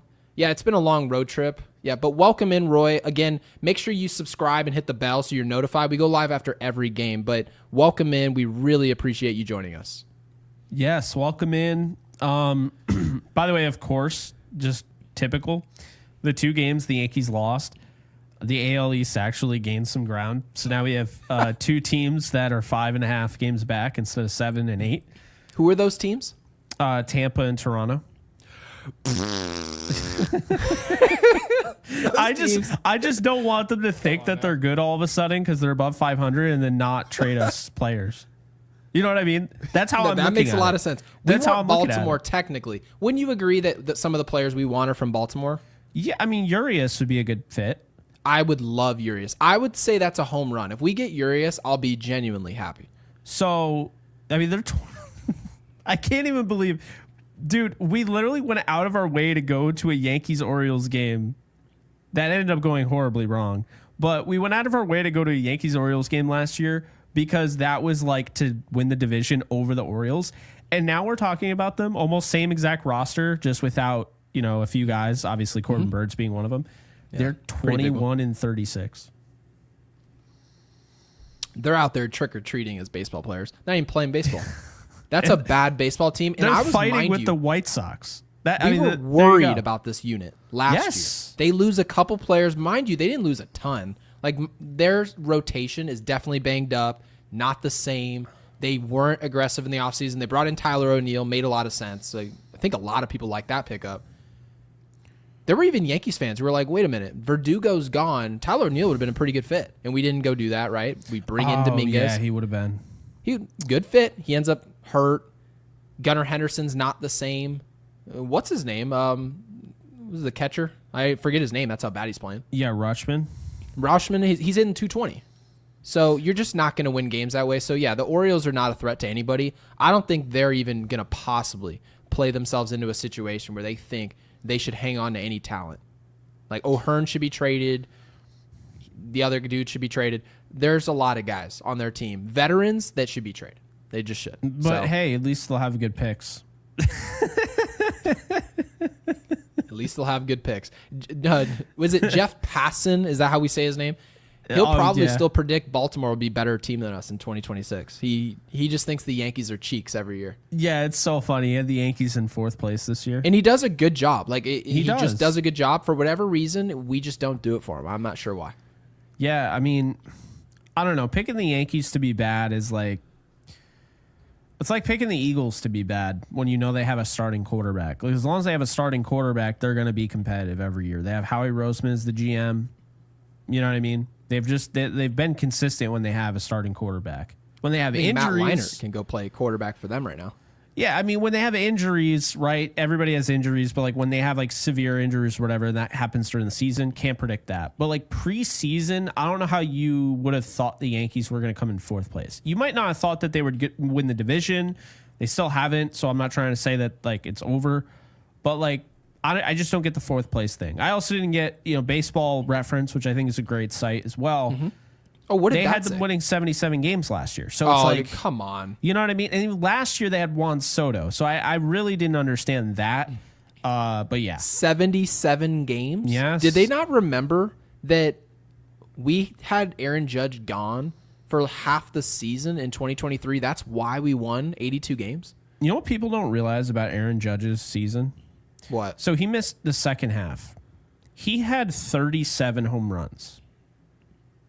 He was very much the same player he was in 2022. That's why it sucks so much. That? How do you watch that and think, oh, that team is going to have a full season of that player who hit 37 jacks in half a year, and they're going to win less games than when he played half the year? It just does not make any sense. So yeah, we won't drag it on too long. I do want to bring this up though. I think this is a decent point. And by the way, guys, if you sign up with ProfitX, make sure you use the code YANKSU. It helps us out a ton. Does us a lot of good. And Ed W brought up the fact that Jason Dominguez, obviously autocorrect didn't do him any favors here, said sold hard today. Yeah, Jason Dominguez was in DMV mode. Like, he was just kind of slugging around the field, just dragging feet. And I understand you're part of what was the final score? 16-2? 18-2. Oh. When you're a part of an 18-2. Yeah, if you're a part of an 18-2 ball game, it's pretty easy to look at players that you have high hopes for and then kind of stare them down and look at their body language, how they played. Everyone looked bad today, in my opinion, outside of Aaron Judge. I don't think anyone looked good. Not Boone, not whoever was playing center, not our third baseman, not our first base. Nobody looked good. This was the equivalent of losing 56-14 in the NFL.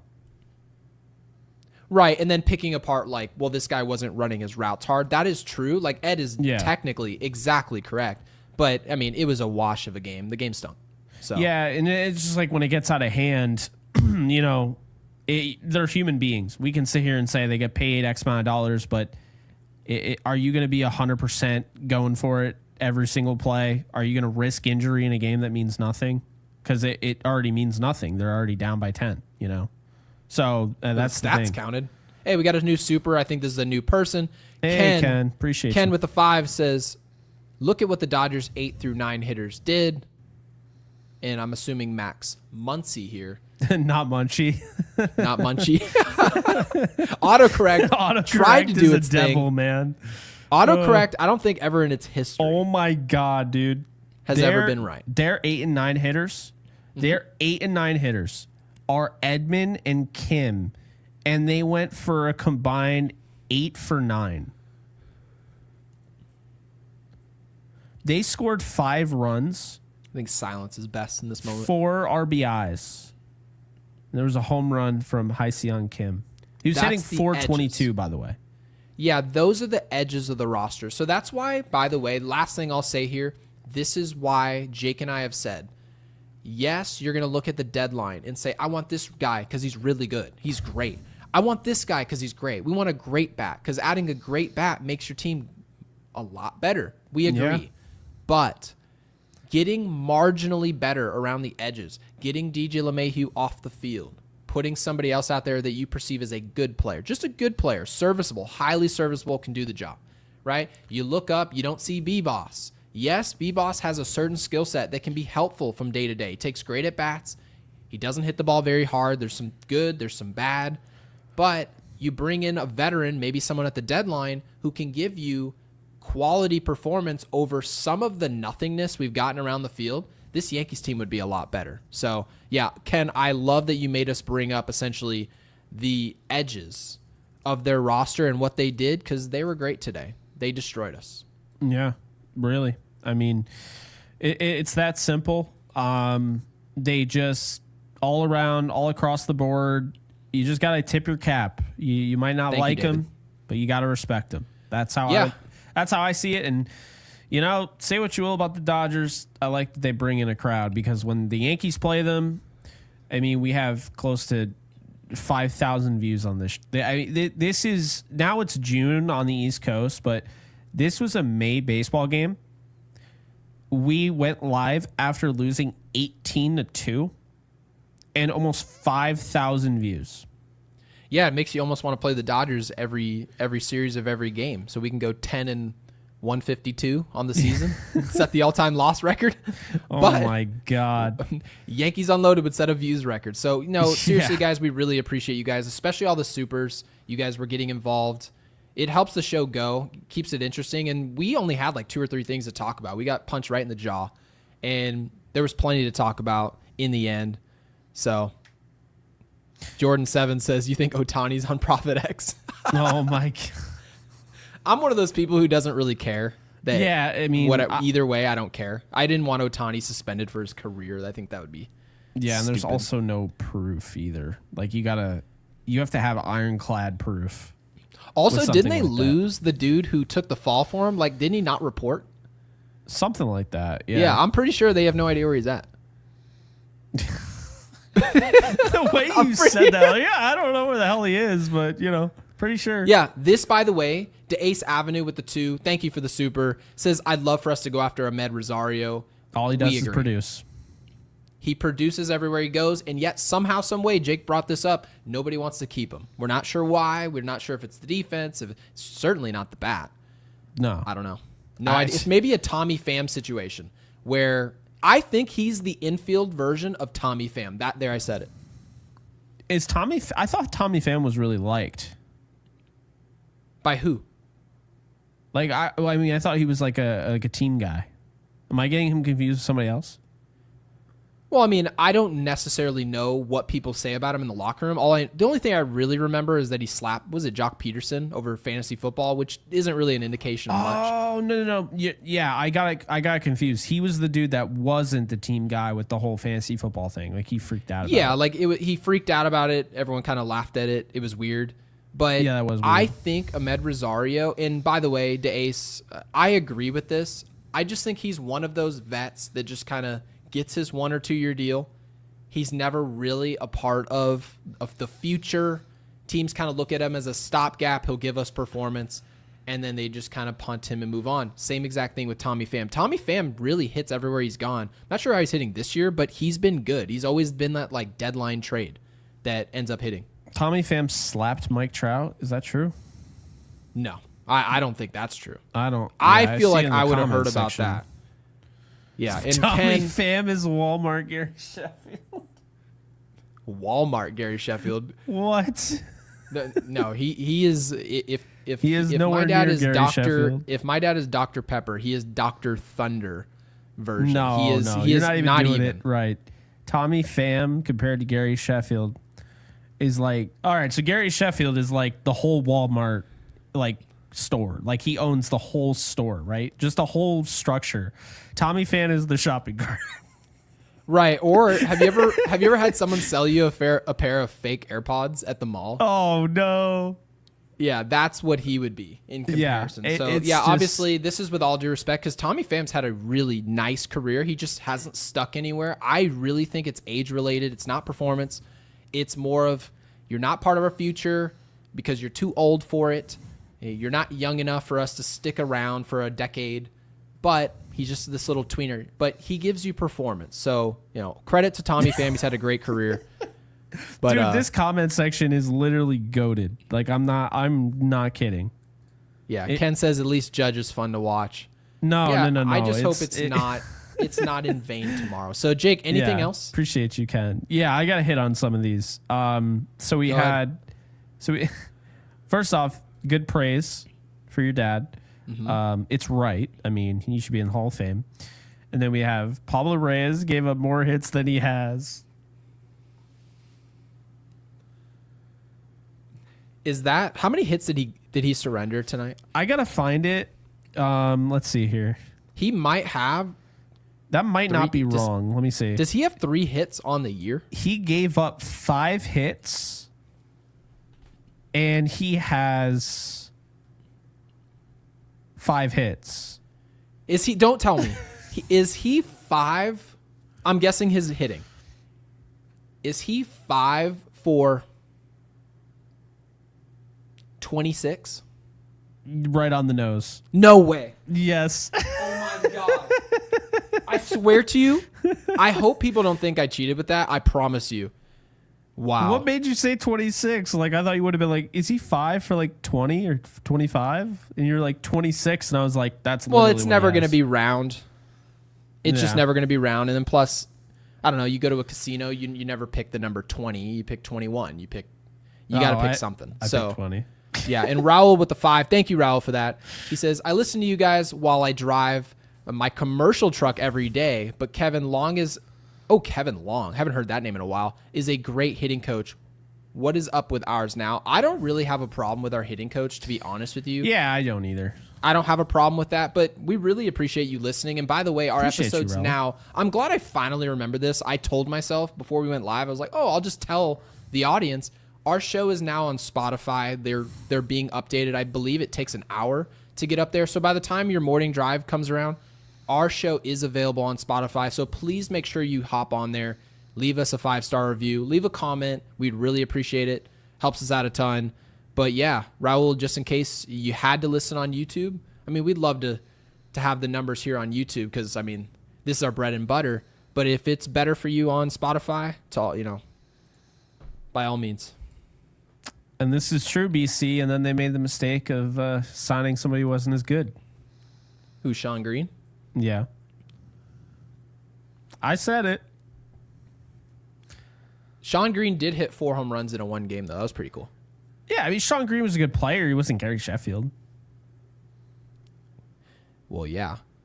So there you go. Like people weren't trying to be Sean Green at the wiffle ball field. I'm going to say that. No, absolutely not.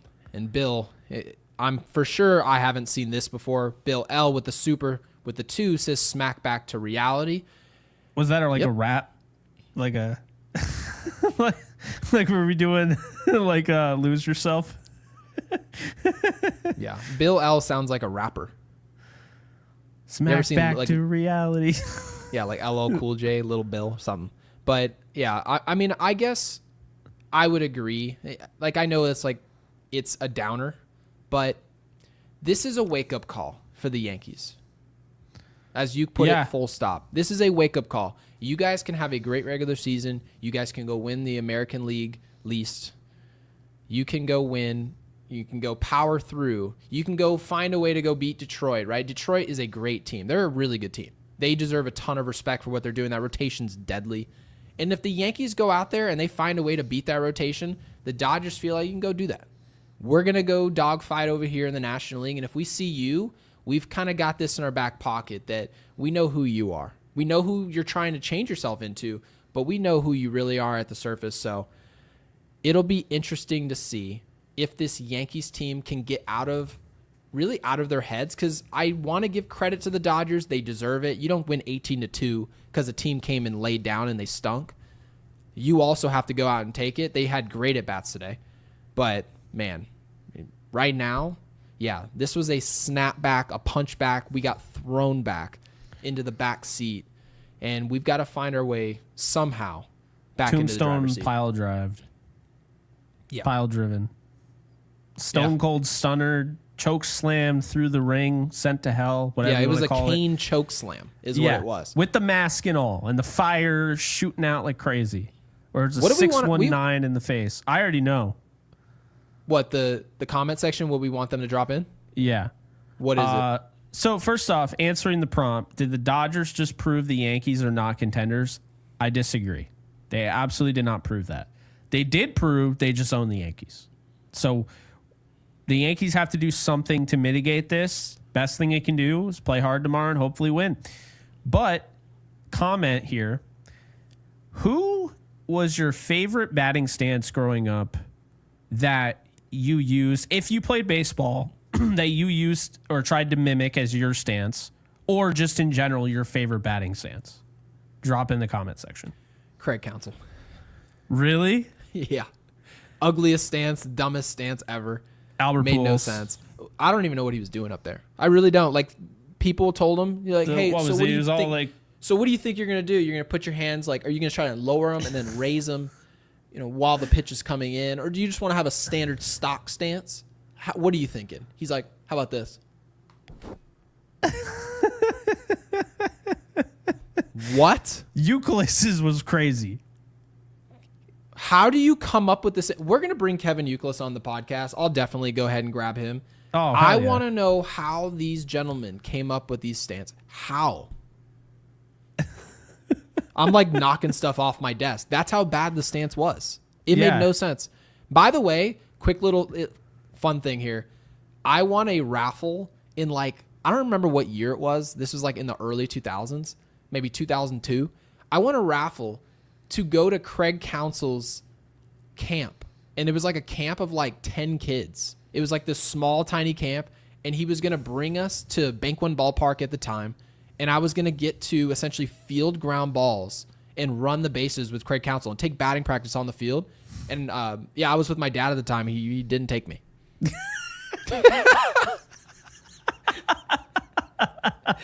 did not take me. This is a true story, and people can believe that or not. But oh man, that's my mom's in here. She will vouch for the fact. She was not happy that I didn't make it to that camp. That's the way you said that was just so funny. Oh man, I was so excited to go to this camp. I was, because I remembered obviously the game-winning run and watching him score right in the World Series. So I'm like, Craig Counsell, this is gonna be sick. I'm gonna ask him about his stance. I'm gonna show back up to school and hit like him. And then I just didn't make it to the camp. Oh, yeah. Well, it's on you. You should have known how to drive by now. Yeah, we were just walking around the mall, just watching him buy a bunch of stuff. Oh my god, we didn't do anything fun. But anyways, Apex, I don't want to miss this super before we go. Yeah. Apex with the super. Thank you for the 2. Said sweep Boston. Need to sweep Mets in July. I don't think we need to sweep the Mets. I don't think we need to sweep Boston. I think we need to win each of these series. I think that's the mission. Your job when you play these teams that they think they're your rivals or they're a team in your division, you need to establish yourself as the dominant figure, and that doesn't always come with sweeps. Sweeping somebody is a huge statement, and it involves a lot. We got to win both of those series. I agree. Yeah, I mean, it's would you rather go 1 for 3 or 2 for 4? You want the 2 hits. You don't need to have a perfect 3 for 3, but it's nice, but I'll take it. Yeah, what I'm most worried about is tomorrow. That's my focus. But yeah, everybody, after this ends, because we're trying to not game the system. And we have almost 500 people still in here. I want to fool this damn system. Fool them and drop comments in the thing. If you do, it does wonders. It does wonders. So yes, drop in the comments section your favorite batting stance. We'll just leave it at that. Pujols later on in his career, because he had the really high one. So like when he kept the bat more like that, that was my favorite stance of his. So yeah, that was cool. And like this video.